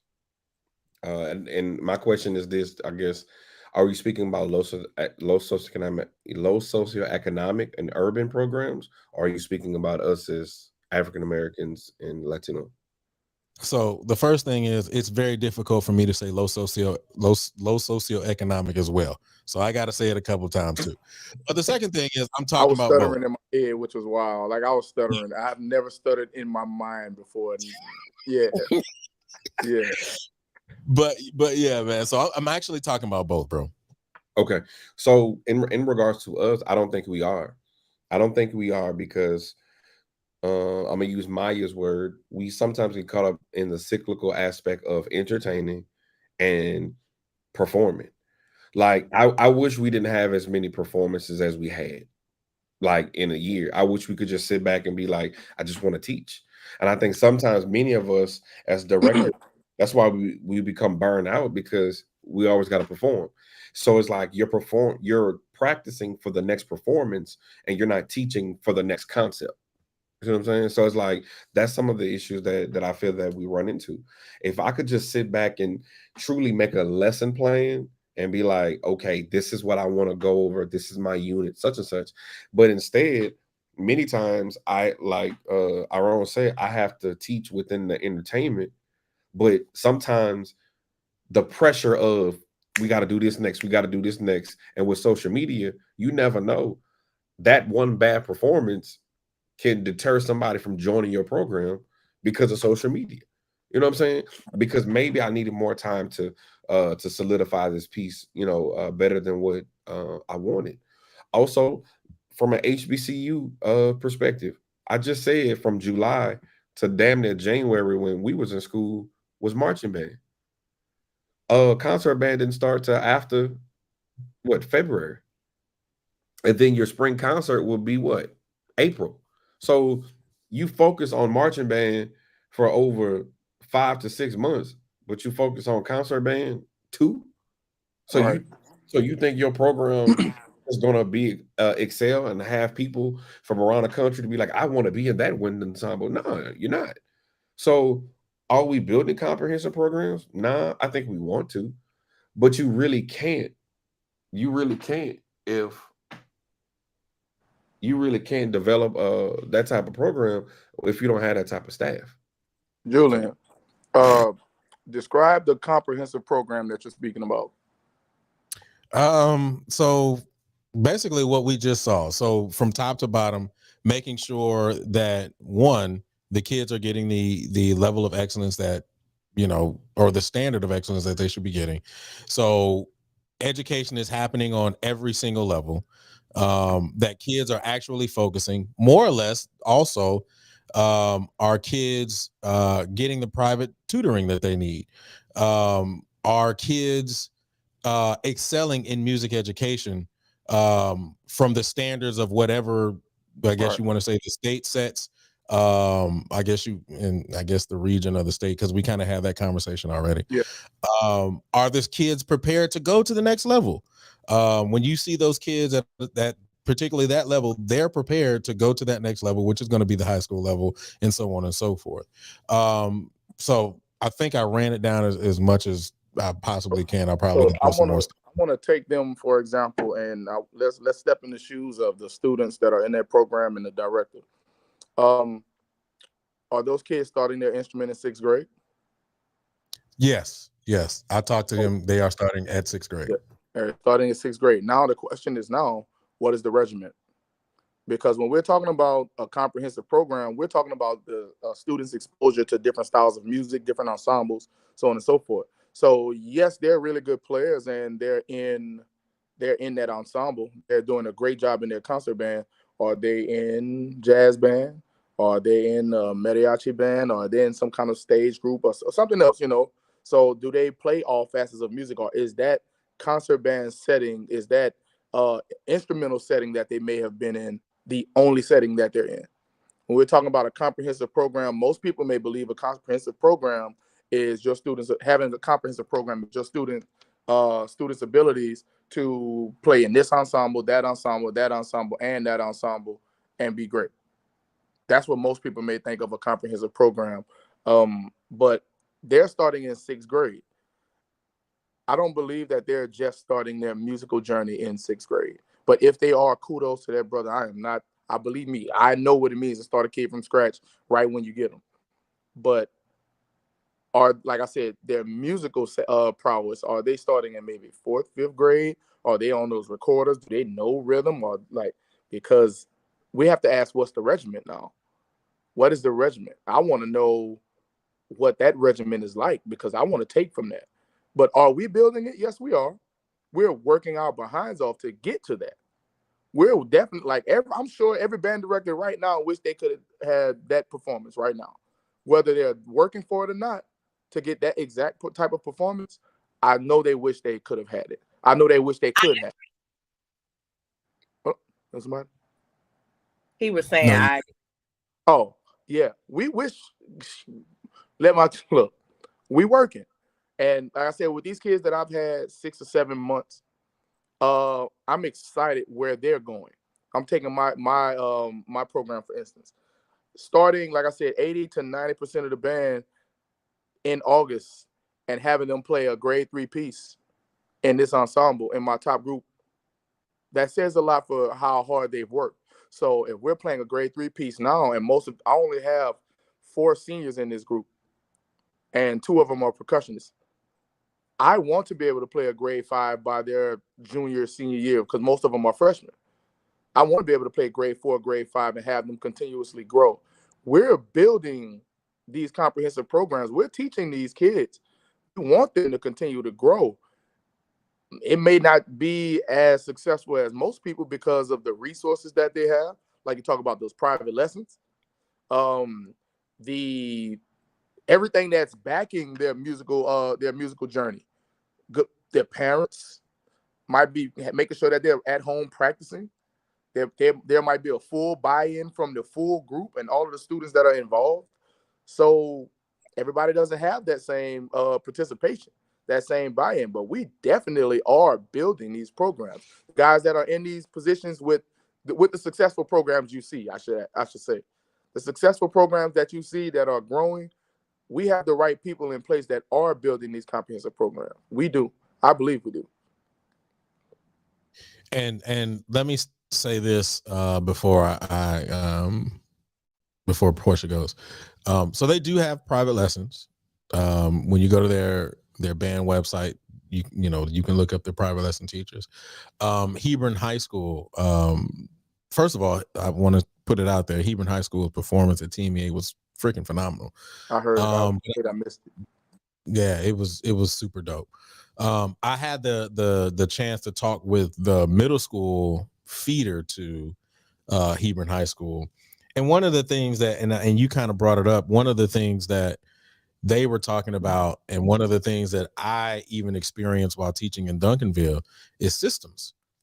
Systems are in place. I asked her the same question. I asked, okay, well, what do you start your babies off in 5th grade, or do you start them off in 6th grade? She said, we start them off in 6th grade.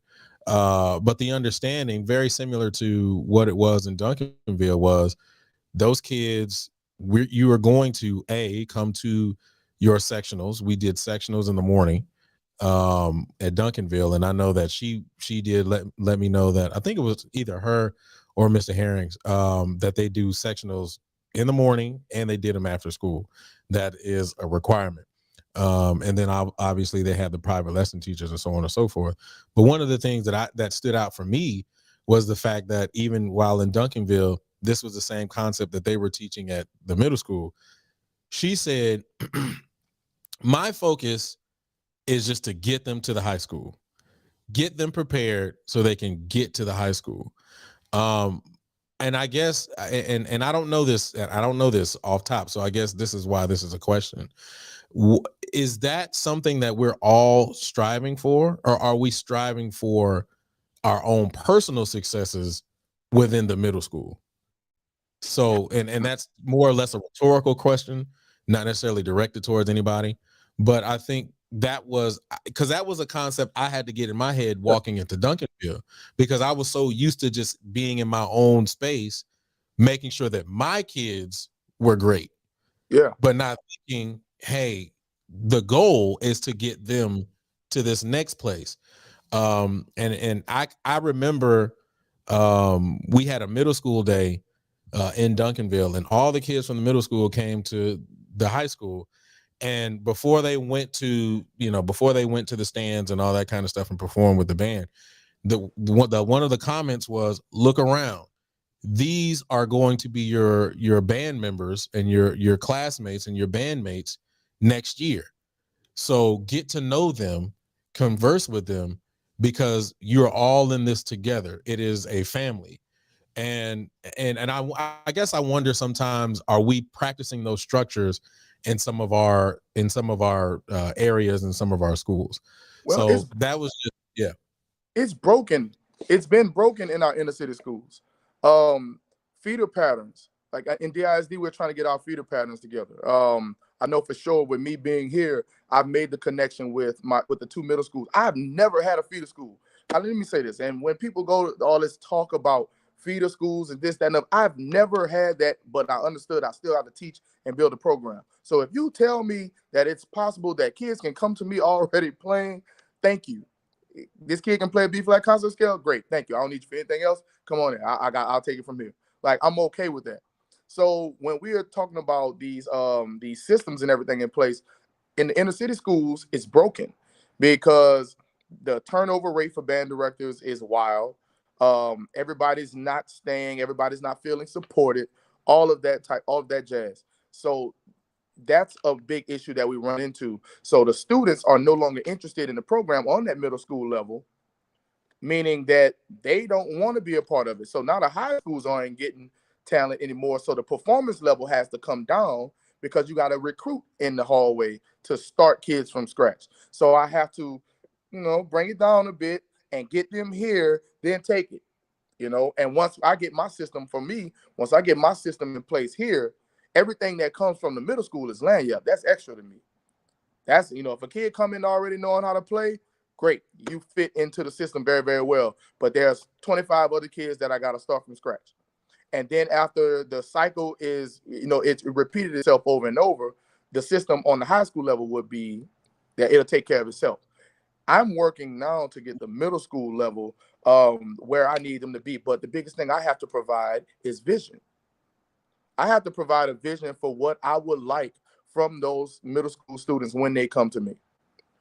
But at the same time, with that vision, I have to go and assist these middle school directors because they're going through it, man. They're going through it. They don't have the schedules.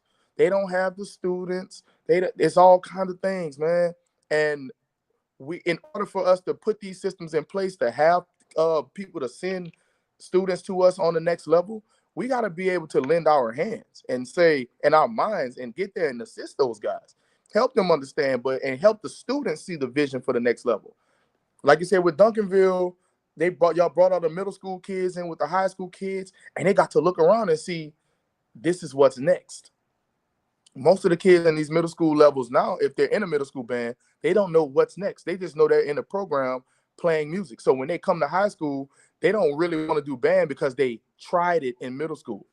That's what I always hear. Well, I tried band in middle school, so they don't know what's next. So what do you do as a high school band director to help your feeder pattern? To show that vision is for every student in this feeder pattern and surrounding areas, not just the ones that are with you. You got to have a band day. You got to have Super Saturday like I have. I have Super Saturday where, we invite the middle schools to come up and we do some fundamentals and technique and all of that. You got to have that end of the year band camp where you invite the middle school students to come and be a part of the high school so they can know what it's like to be in the high school band.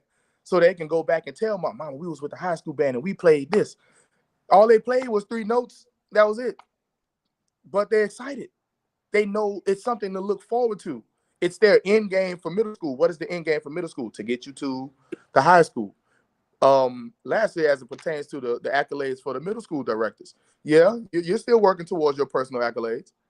You're still working towards your personal vision because you want a good middle school program too. You're not just working for somebody just to ship kids off. You're by you being a great teacher and teaching your students everything that they need to know, you're putting on good quality performance. You're teaching them everything that they need to know. So when they do get to the high school, everything's like clockwork for them. But that started with you. There are some people that are conductors, and there are some people that are band directors. There's a difference. On the high school level, there are guys that just get kids that already know how to play, and they conduct. They don't have to do what band directors do. Like there were some guys in the district at when I was judging all region. They heard me say that I have 36, 37, 38 brand new kids that I just started this year. Man, we heard your band. You mean to tell me those kids started in August? Yes. Oh, yeah, we only started 2. They don't have to do what we do. So it varies in the different districts, but I definitely believe that as far as the comprehensive program, we can all have it if we work for it, get those systems in place. What are you willing to do to get it there, to make it happen? I'm sorry, I was long-winded, so I got in my bag. I'm sorry. No, you good. You good. I allow people to rock. I will never try to censor anybody. Shout out to my people. I don't know who that is, but thank you. All right, Portia, how are we building a comprehensive program? I think people are trying. I see more band directors trying than not. But some of these circumstances is jacked up. You know, I'm speaking of what I see and what I hear from the band directors that are local here. Some of this stuff is crazy, and how y'all making this stuff shake and put it together. I just want to commend you, because I don't know how y'all performing these miracles. But I think part of it is Black people like to dance. So there's a higher demand for the fun stuff than it is for what's going to actually grow musicians, what's going to actually put them in a position to earn a living outside of marching band. Because I'm sorry, there are no professional marching bands that's cut no checks. So, but that stuff it's not fun. And I'm starting to see it more. I don't think we're talking about the college level, but the amount of gigs that Norfolk has now is like ridiculous. And it's to the point where if we say no, we don't have time to come to that, they call in and reporting us. You know, and it's trickling down. Now everybody want a marching band for everything. We having a birthday party. Somebody turning 60. Oh my We God. opening up the damn Piggly Wiggly down the street. We want a drum line. Like, it's getting to be too much. Like, this the longest band season ever, y'all. Like, when I tell you I came back from Atlanta, I was done. Like, it's getting to be too much. And to Quan's point, they just get ready to be able to start concert band and ensembles at Norfolk. Because when we came off a plane, the students went home for 9 days. They came back. We started preparing for Atlanta, and school started. Yeah. So, can y'all hear me, or did I freeze? Yeah, we hear you. Yeah, the demand is high, and who are you to say no? Right. Who are you to say no? We're gonna call and tell on you. Like, I do want to add this point, you know, and I said it before. Many times, us as African Americans, we think that the power of an option is great. And what I mean by that is a lot of us, we like at this particular school that I'm at, is a historical high school in the urban area, Worthing High School. There were certain high schools in Houston that are historical that were thriving at one point. We lost it. It was Phyllis Wheatley, Jack Yates, Rawshaw Sterling, and Worthing. Those were like the 4 schools in the South Side area. And they had thriving band programs. Oh, we back. And what happened was, though, when there was a concept in the state of Texas, it was called M&M, minority and majority. Meaning, if there was a particular school, another school in your area that needed a quote unquote certain amount of minority, if you met the grade requirements for middle school, you could transfer to that school. Well, for us, many times we jump on that quick, right? And so now the creme de la creme of that particular school that could have had been there, they go to a predominantly white school and make that school better. Or what ends up happening is we transfer to the magnet program or the dual credit program, so forth and so on. And so now the students that may have been artistic and creative and in the band and in dance, or are part of the auxiliary, now you go and you be a part of a particular different demographic. And so what happens is now we quote unquote have the leftovers, right? And so this is hurt many Black and brown schools because we're losing our good kids to balance it out, right? That's one aspect of it. Also, when it comes to the middle school aspect, yes, classes may not be here and there, but they just as worse as us from the point of view of maintaining band directors. If your administrator doesn't want it, because particularly there are certain districts in Texas that are called not centralized. So meaning that the principal is the judge, jury, and executioner when it comes to money. So if you're not cool with him or her, you will not have a program. I don't care what data you could, because we data driven. I don't care what data you may have. If they don't like you, you're not having a program. And these are the things that we're up against, because in Highland Park, they're going to have an orchestra, symphonic band, so forth and so on, because the parents care for the arts. Yeah. So it's like sometimes we're fighting against not only the system that's set up, prisoner pipeline, we ain't got to get into that. We're also lackluster feeder programs. We know that. Also, we never mentioned this. We have a different set of kids now. Meaning, we have a group of kids now, like you said earlier on, I tried it, but when they really come and be in a real band program, they'd be like, we got to practice every day. Right. You know what I'm saying? Like, we got to practice every day. Man. I'd be like, yeah, I really got to read my music. Like, you're not just going to show it to me. Like, we're also that's dealing happening. I don't mean no harm. That's happening on the college level, dog. You feel what I'm saying? So it's like, and my response is, you ain't got to practice every day. You ain't got to do nothing. But stay black. You can go ahead though. But the leads, you know what I'm saying? Like, this is what some in college. Oh, baby, I'm not. Miss Portia, we got to practice every day. You ain't got to do nothing, baby. You can choose to not be here, and I'm cool with that. Peace and blessings. But see, it's crazy that you say that, Portia. I don't mean to cut you off, Quan, but it's crazy that you say that, because that goes along with the standard. Like when I'm here, I don't beg these kids to do nothing. They started to see the ones that's here. They want to be. So just to walk you through the journey, 17, 85, 65 to 70, right here. And them kids that just didn't want to do, it is what it is. Because I do serve a majority of kids that understand what I want from them. They're going to go and get it. You don't have to do anything. We're not here to beg anybody to be a part of the greatness that we're putting on here, that we're creating here. We as band directors definitely need to continue to, and that's another thing, market our programs as something greater than what we're allowing it to be. We're allowing our programs to just be something versus letting these kids know, hey, there is a state championship for you. You know that? There's a state championship for band. Yes, you can go to solo and ensemble and get all these accolades, just like a football player can get honorable mention, all-state linebacker. You can go and be this all-state trombonist.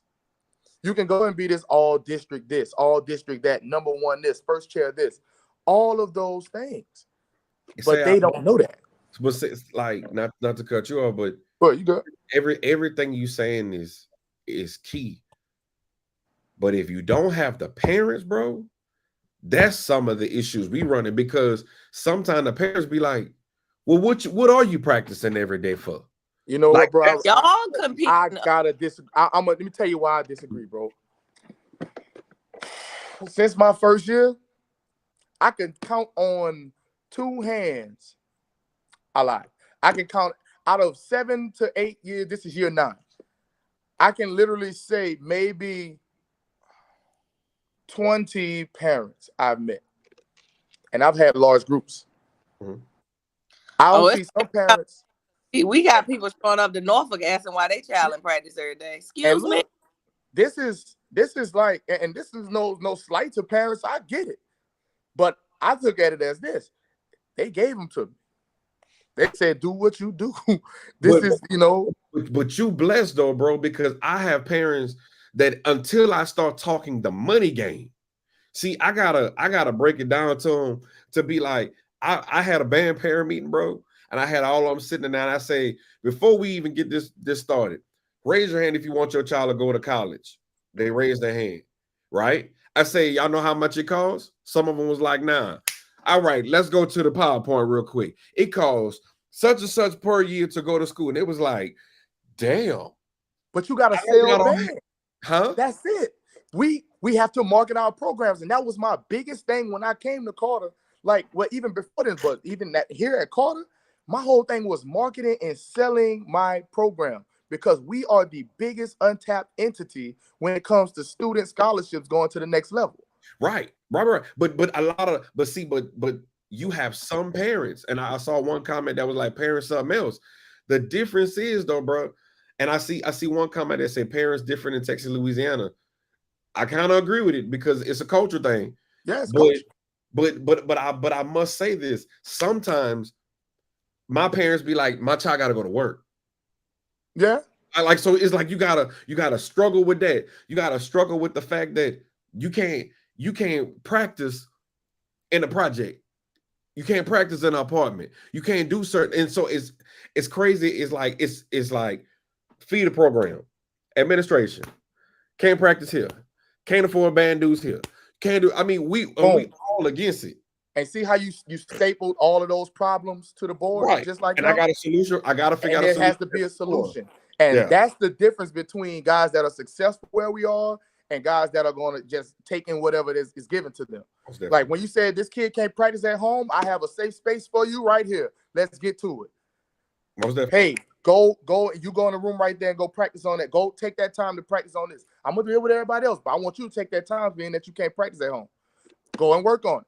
I know you can't practice at home. That's all right. Cool. Go get it done. Here's the thing. Here's the thing. Two things, and I'll leave it alone. Yeah. Number one is the video that we saw of that middle school. Sometimes as Black folks, we glass ceiling ourselves. Yeah. Meaning you can't tell me that man doesn't have scheduling issues. You can't tell me that he doesn't have fiduciary issues. You can't tell me that, because to play that type of piece at that particular level requires practice time, private tutors. It's like you want to lose weight.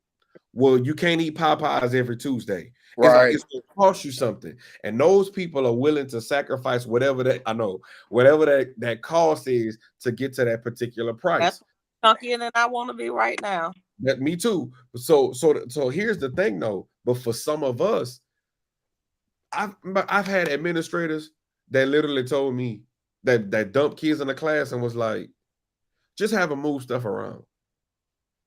So what you want me to do with that now? Like a janitor? Like a EQ staff. Oh, we'll be moving stuff around, all right. But I'm just but like what do you do? Like what do you do? For a grade? I'm sorry. For a grade? Yeah, I'm telling you, my mama would say, I'm telling you what God love, and that's the truth. I'm telling you what some of us go through, bro, in these districts. I'm telling you, because some people, and this is what also we have to realize too. Sometimes your vision is bigger than what honestly other people can see. So when your vision is bigger, sometimes that's why you have to transition and leave, but you do what you can. Right now, bro, wrong. Those people want a band. Yeah. You could tell. They want a band. We see what Yeah. called up last year. We see what it looked like now. Yeah. They want a band. When you have a person that goes into a school and they be like, whatever you need, then we can hold you accountable if you don't do it. That's a difference. You have some people be like, they really want you to babysit.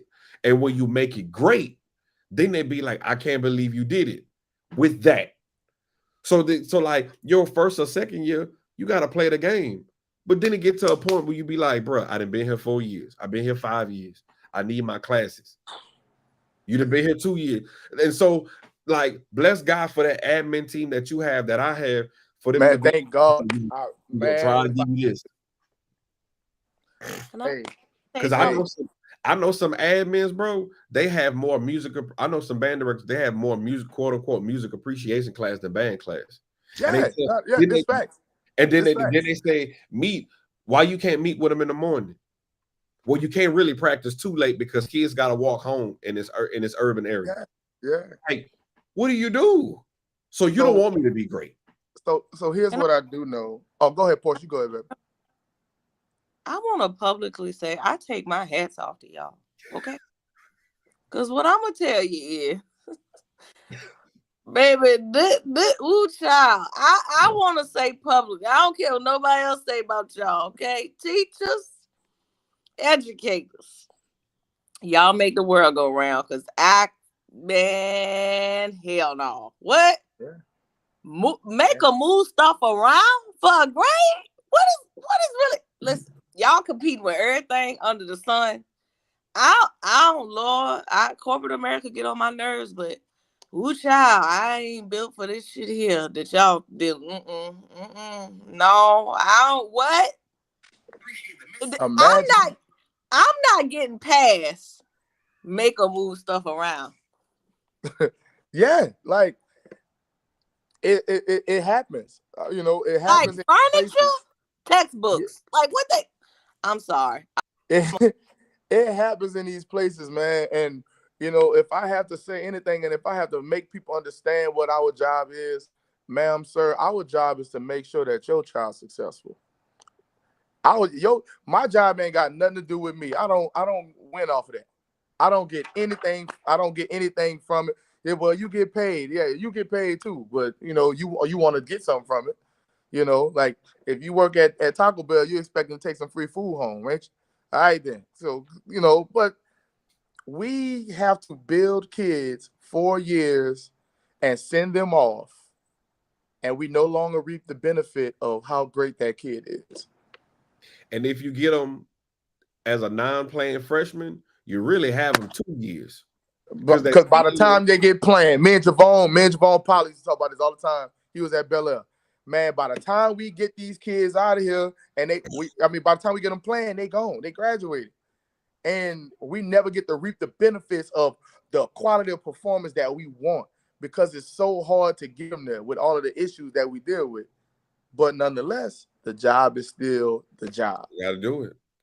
Still got to do it. And then you hopefully you build that character enough to where they don't make you look stupid when they go to the college band. Yeah. Because the first thing, because I know for a fact, I send a kid off to school, the first thing a person be like, who's your band director? Y'all don't know what? Where you from? Yep. It's kind of like, where you from? Who your mama is? Who your pastor? Right. Don't make me look bad out here. So first thing I want to say, is it a Louisiana thing to always relate something to food? I don't know what that is. You went to Taco Bell. I don't know, brother. Like that, that's what I know. That like I know food. I know food. But I'm a metaphorical guy. Like that's my best point. I think that comes with when it comes with my teaching. I make a metaphor out of anything, bro. Like if I got to paint the picture 29,000 ways for a kid to get it. Just, I ain't about to say, oh, you don't understand? Nah, let me do it another way. So I just kind of added, I can put a metaphor with it. But you good. Y'all be hitting the food daddy though all the time. But I'm hungry, dog. Like for real. Quanah bring us some chicken in a minute. He don't waste no time. Quanah gonna mention some food. I Yeah. appreciate it because we ate good when we was in Houston, baby. I appreciate that. Hey. I definitely got a Chili's gift card that I got for my birthday that these kids gave me, and they're sitting right in my truck. Thank you, guys. I appreciate it. And you know, Chili's stay open late. But the other thing I wanted to say was, Quan, that you were talking about something that I thought was really interesting. You were saying about how the schools are giving different opportunities, and our kids are going to those schools to gain these opportunities, and they're taking the better kids or our better students from us to those other schools. But you know that's happened before, though, right? Like that's not something new. It's called integration. Oh yeah, But and I think that and when I was in my master's program, I did my final paper was on this, and it really was centered around what was called Smits. He's gone. Hopefully he gets back. Hope his phone didn't die. But it really centered around the PVIL, and if no one knows what the PVIL is, it was the Prairie View Interscholastic League, which was a what's the word, adjudication for black schools back in the day in the state of Texas. Everything would happen on Prairie View's campus, and UIL was still a thing, but black people or black bands couldn't participate in it. But anyway, I say all that to say, when I looked at the data from the PVIL, they were successful. Those schools were successful. The black schools were successful. And many of the schools that we know that are still around today, the school that I worked at when I was in Dallas, Madison High School, super successful, superior ratings all the time. The school out in Beaumont that I was at, it later switched to Ozan, and then further now is BU. But before it was Ozan and before it was BU, it was Hebert High School. They were getting superior marks. So mostly all the black schools around the state of Texas were getting it. Kashmir was on there too. But the reason why I'm saying all that is because as it goes further into the documentation, what it also talks about is integration and what happened with those band directors and what happened with those schools. One of the things they talk about pre-integration was the fact that the community banded together to make sure that the students were successful. The parents were involved, the schools were involved, the community was involved, so that way when they went to the PVIL, those kids were successful. When integration happened, they bused those kids to those other schools. When integration happened, they took some of the better band directors and they either moved them to another school but demoted them, or they moved them out of the schools, or they kept them at the schools, but with the other students that did not get bused to the other schools.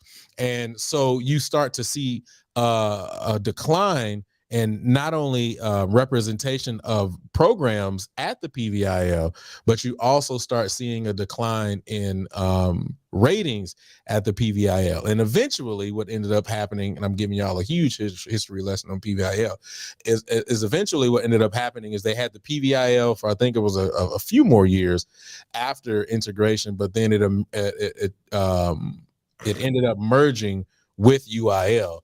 And that's how, you ended up getting black schools to perform in UIL. But my whole point in saying that is integration was something that ended up pulling our kids in the first place. And I think that all of this in some type of way started there, and it's just been trickling down through the years. And so many things have caused, these things or these areas of where we're at right now. So I think I covered everything in what I was trying to say. Hopefully it made sense, Quan. No, it does, but now, so I agree with everything that you say, but I feel like now it's an option everywhere. Like you have no feeder patterns anywhere. You know what I'm saying? And like you have some schools where it's like, okay, you're zoned to this school, and then as parents, we feel like, well, that school is better across town, but you don't know what type of racism or stereotypes or whatever stigmas that's placed on your child on that other school. And I've also seen where around Texas where it may be a student that's zoned to one school, but you'll have a basketball coach that'll make that one child catch the bus right there to the edge of the county. They'll pick them up, bring them to school, feed them, and then drop them back off, and they'll do the same thing. But once they get into one aspect of trouble, they automatically just remove them from the school, like you're nothing. So you're not trying to build your child holistically. You want your child just to, excel in quote unquote sports, and they may not even get the playing time that they think. I mean, that's how recruiting works. Like we're recruiting you. Yeah, you're a great talent, and we're recruiting you because we're a great basketball team. So that's the other side of it. The part of your contract of you being here is you have to be a model student. You have to do everything that you're supposed to do. You already know you're across town, so we don't have time to deal with all of the extra BS that you bring into the table. Right. So we're gonna if you want to do that, shoot, we can let you go back over there. It's a privilege to be a part of what we got going on. That's the other side of those high-end schools. I call them the high-end schools. Yeah. I'm gonna talk bad about my good friend. Let me talk bad about my good friend right quick. His name's James Gibson, and me and James was running together the whole TMEA, and he's at Townview, right? And Townview is a great program, has been great. I remember my first time seeing Townview. They are in a situation where they provide different things for students to come to the school, to their particular school, because those kids get those certifications. It's like 3-4 schools in one. Yeah. So a lot of those kids are going to those schools to get those certifications. One thing I realize is that I can't rag them for having that or providing that for students because they provide it. What we have to do now is say, what do we provide for that student, and let that student and parent make the choice. Yeah, they can get pulled to go to Booker T, which is a fine arts school. But what do I provide here at Carter High School that Booker T can't give you? What do I provide at such and such high school that school can't give you? I'm not going to knock anybody for being able to provide something, or even say that's a part of the reason. Yes, they can pull those kids. They can pull from any kid. You now have to step your game up and say, what are you doing to accelerate? Tonight to excel to another level with your program, to where the students say, forget what y'all talking about. I'm going here because this is what they provide. They're a great band. I ain't about to go way over there just to do it when I can go right here to do it. Let the greatness be close. Why isn't the greatness as close to them as the other stuff? The great bands are far away from them. They got to go to this particular school or this particular basketball team or football team way across town. Why isn't greatness right where they are? We have to do a better job as being the people that are close to them to provide something great. We can't make no excuses. So my thing now is, like I said, I'm talking bad about my friend. Like he provides something great. So that's your job. Go in and say what you provide. He always says it, puts it like this: I only want the kids that want to come. You know what? That's showing up right. That's who I want. I want the kids that want to come. If they want to come to my program, that means they see something that they say, you know what, this is really, really cool. I want to be a part of that. So now it's my job to be in this particular area, the place where students want to come. So I can say the same thing. So at the end of the day, wherever the kids go, you know what? That's where they go. That's where they go.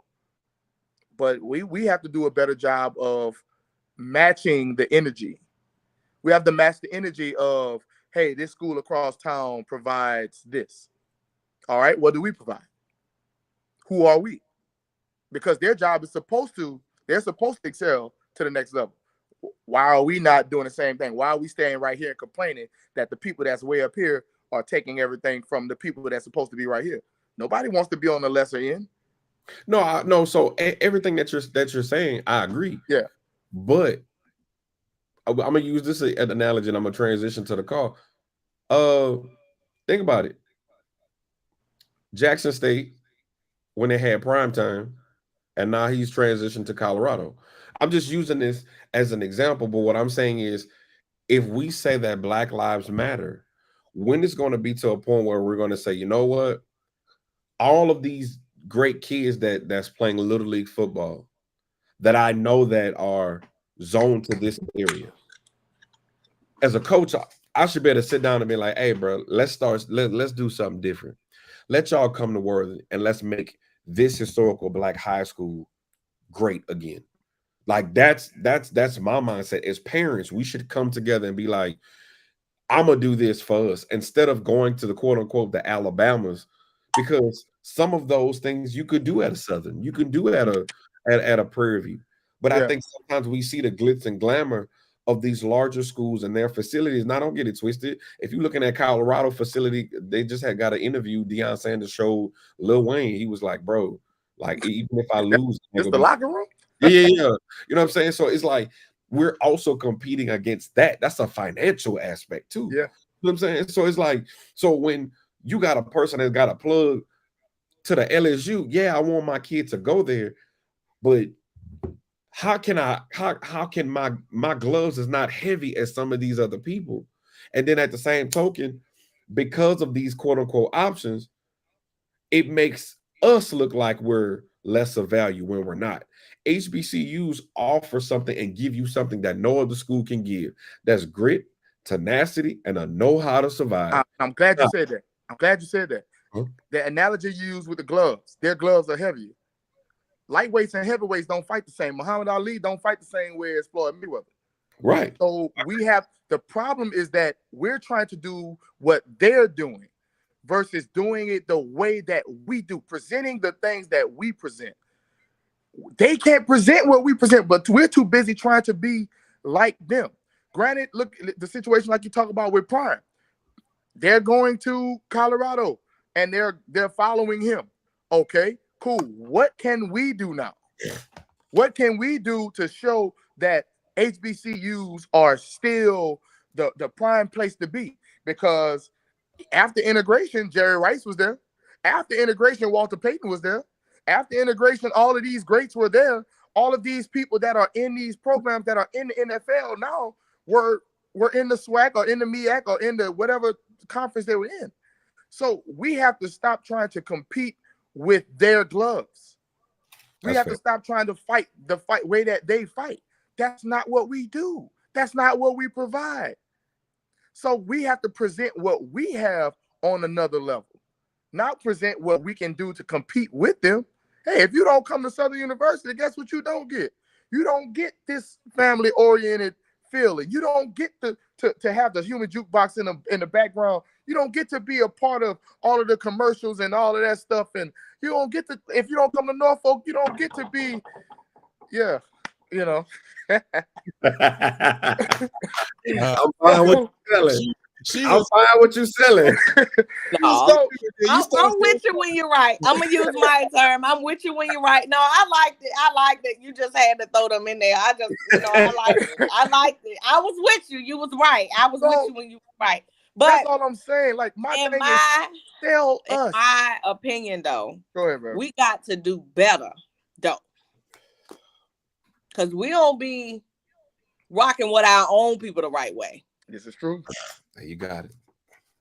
You know what I'm saying? Like, we have to be creating experiences at these universities, and we're not. Mm-hmm.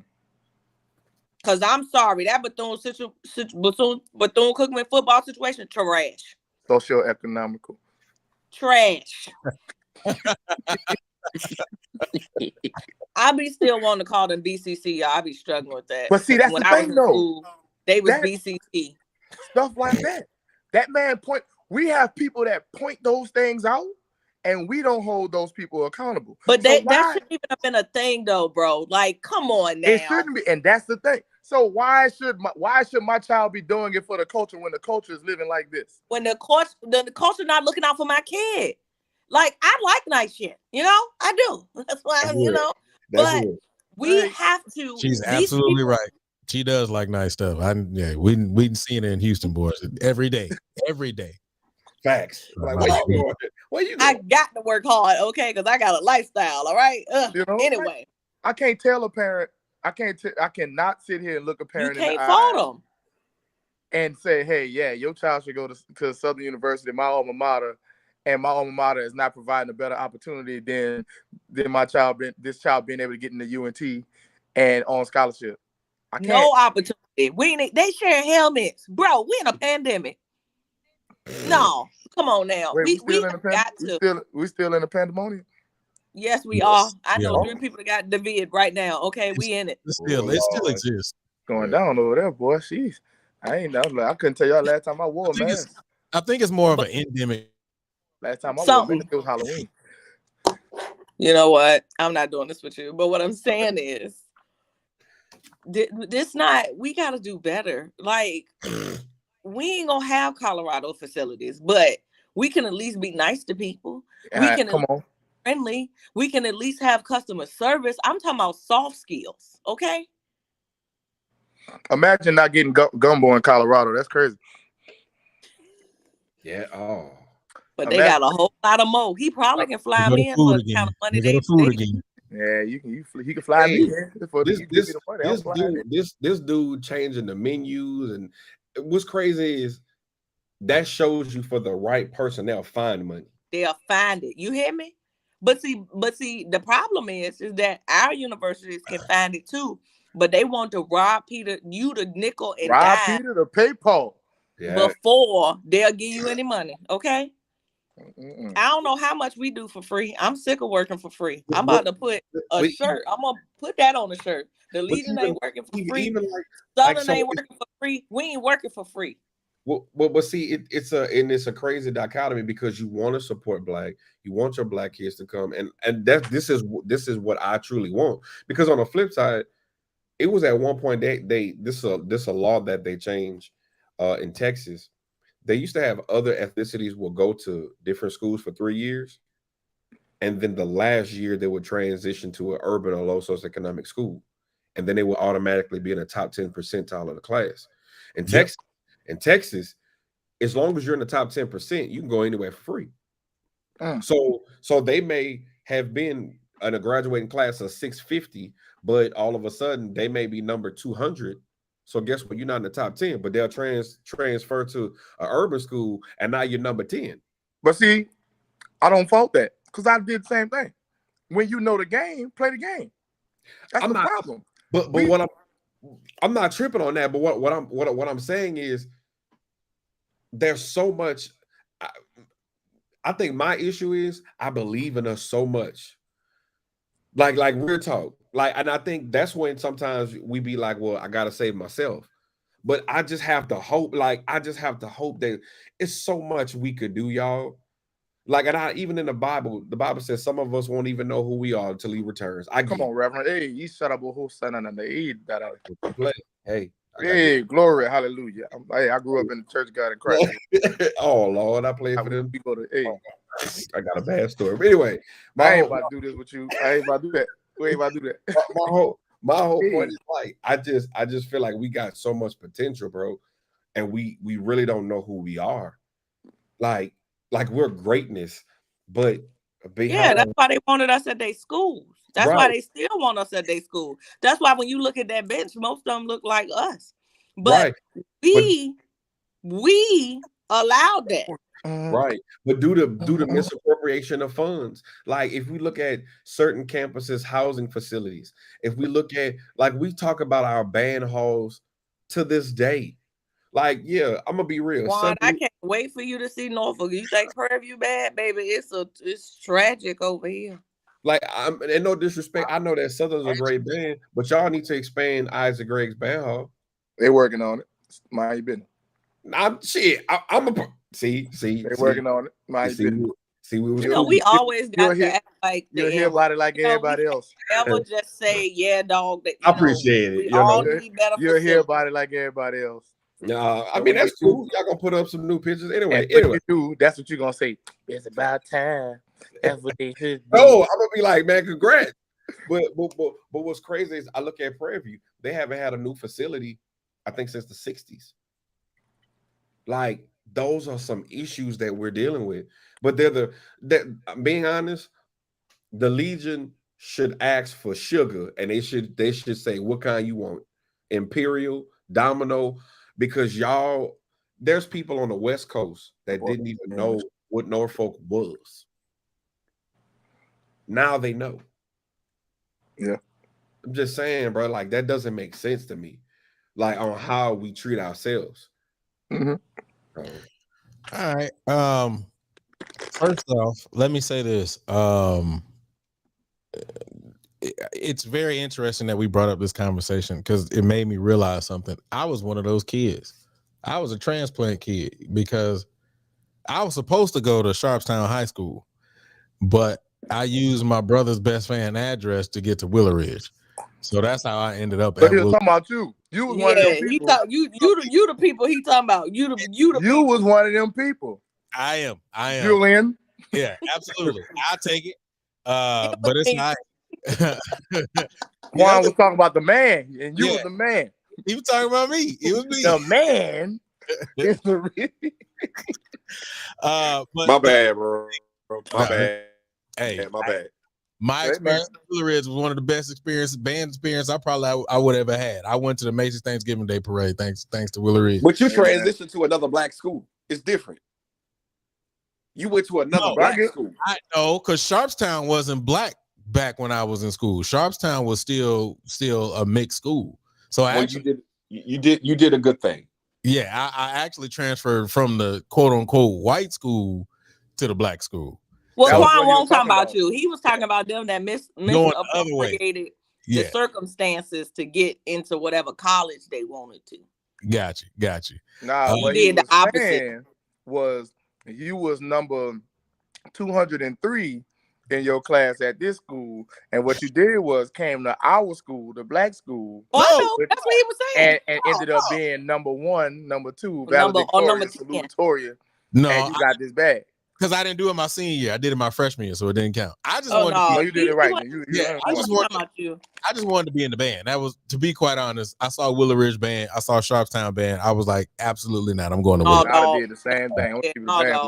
Yeah, so it was tight. I would have did the same thing. But the other thing is, and honestly, we got to get ready to shut out because, bro, it's been 2 hours and 30 minutes. Has it really? It has. Really? I'm still at the school. Yeah, and I've been up since Quan walking out right now. So, but the other thing is, I know that we mentioned this. I really think that we are marching band out. I think it's just, I'm gonna be honest with you. However, let's not forget that if I'm not mistaken, this weekend is the Honda Battle of the Bands. Yep. I think this is our last Battle of the Bands for this year. Well, this school year, not specifically this year because we are in the year of 2023, but this school year. So I will say that even though I kind of am banned out, let's try to make sure that we support all of the universities that are making this trip. I would say go, but I'm not even go going. Langston, go TSU. Yeah. That's my picks. Yeah, there you go. And I just saw the I think it was the advertisement that TSU just put up not too long ago. And also I think I saw Savannah State because they're going to be there as well. I think I saw a posting from Brother Gabriel Arnold, Dr. Gabriel Arnold, who I think he said he's giving some tickets away. So if y'all know Brother Gabriel Arnold, try to hit him up if you're trying to go. But let's support these young men and women who are performing, and let's support these directors who are doing that. Let's go ahead and get ready to close out. I'm gonna close out like I always do. As a matter of fact, man, let's do this first. I know I introduced you at the beginning, man, but I want you to try to, just kind of talk about yourself very quickly, and if people can, where you want people to find you, if you want people to find you, and your band program. So you got like Prime, baby. I ain't hard to find. But my name's Aaron Roussel from New Orleans, Louisiana. Graduate of Southern University and A&M College, Human Jukebox Marching Band. Music is my passion. Education is my passion. Working for these students is just what I do. I work to improve their lifestyles better than I've had. That's just me in a nutshell.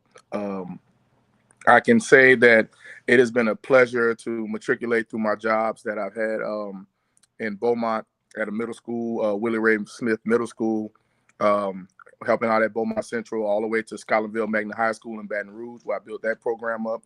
Now here at David W. Carter High School in Dallas, Texas. just taking and rebranding and building this program to be better than the Band of Old. The Band of Old, if you know anything about Carter High School, it was one of the prominent band programs here in Dallas, Texas. So I'm just working to get it back to that point at the bare minimum. At the bare minimum. You can find me on Instagram at the Focus brand. I have my own brand where I am pretty much a motivational speaker. I'm a motivational kind of person. I do my best to motivate people and help people understand and see the best out of everything so that they can continue to move their lives forward. That's just who I am.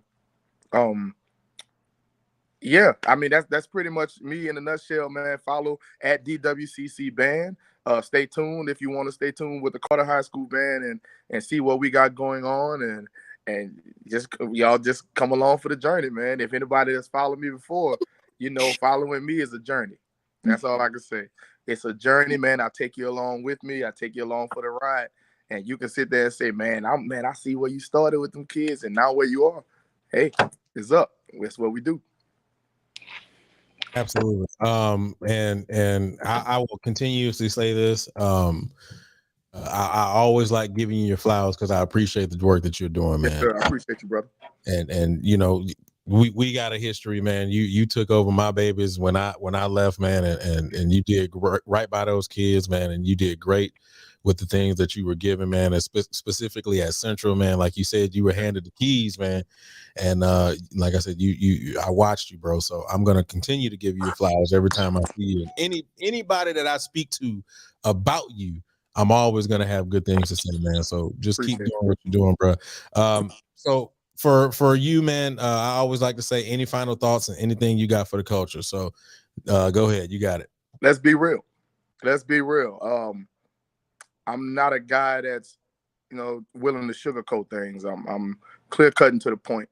Let's be real about the culture because we can't move something forward if we're lying about where it really is.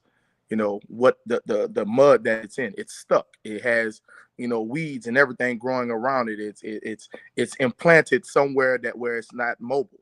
And we can't move it and make it mobile if we're not doing the best to till to the grounds around it so that we can make it better for us to move it forward as it pertains to the culture. Let's be real. Whoever we are, what we are in this moment, let's acknowledge it. So if we acknowledge that, then we can truly say, you know what? I know what I need to fix. I know where I need to grow. I know who I need to be. Even with these band programs, the problems that we're talking about with these band programs, let's just be real about it. Don't slap no paint on it. Don't slap no makeup on a donkey and just think it's going to change. It ain't going to happen. Let's be real. Got to fix the sound. Let's fix the sound. Got to fix the marching. Let's fix the marching.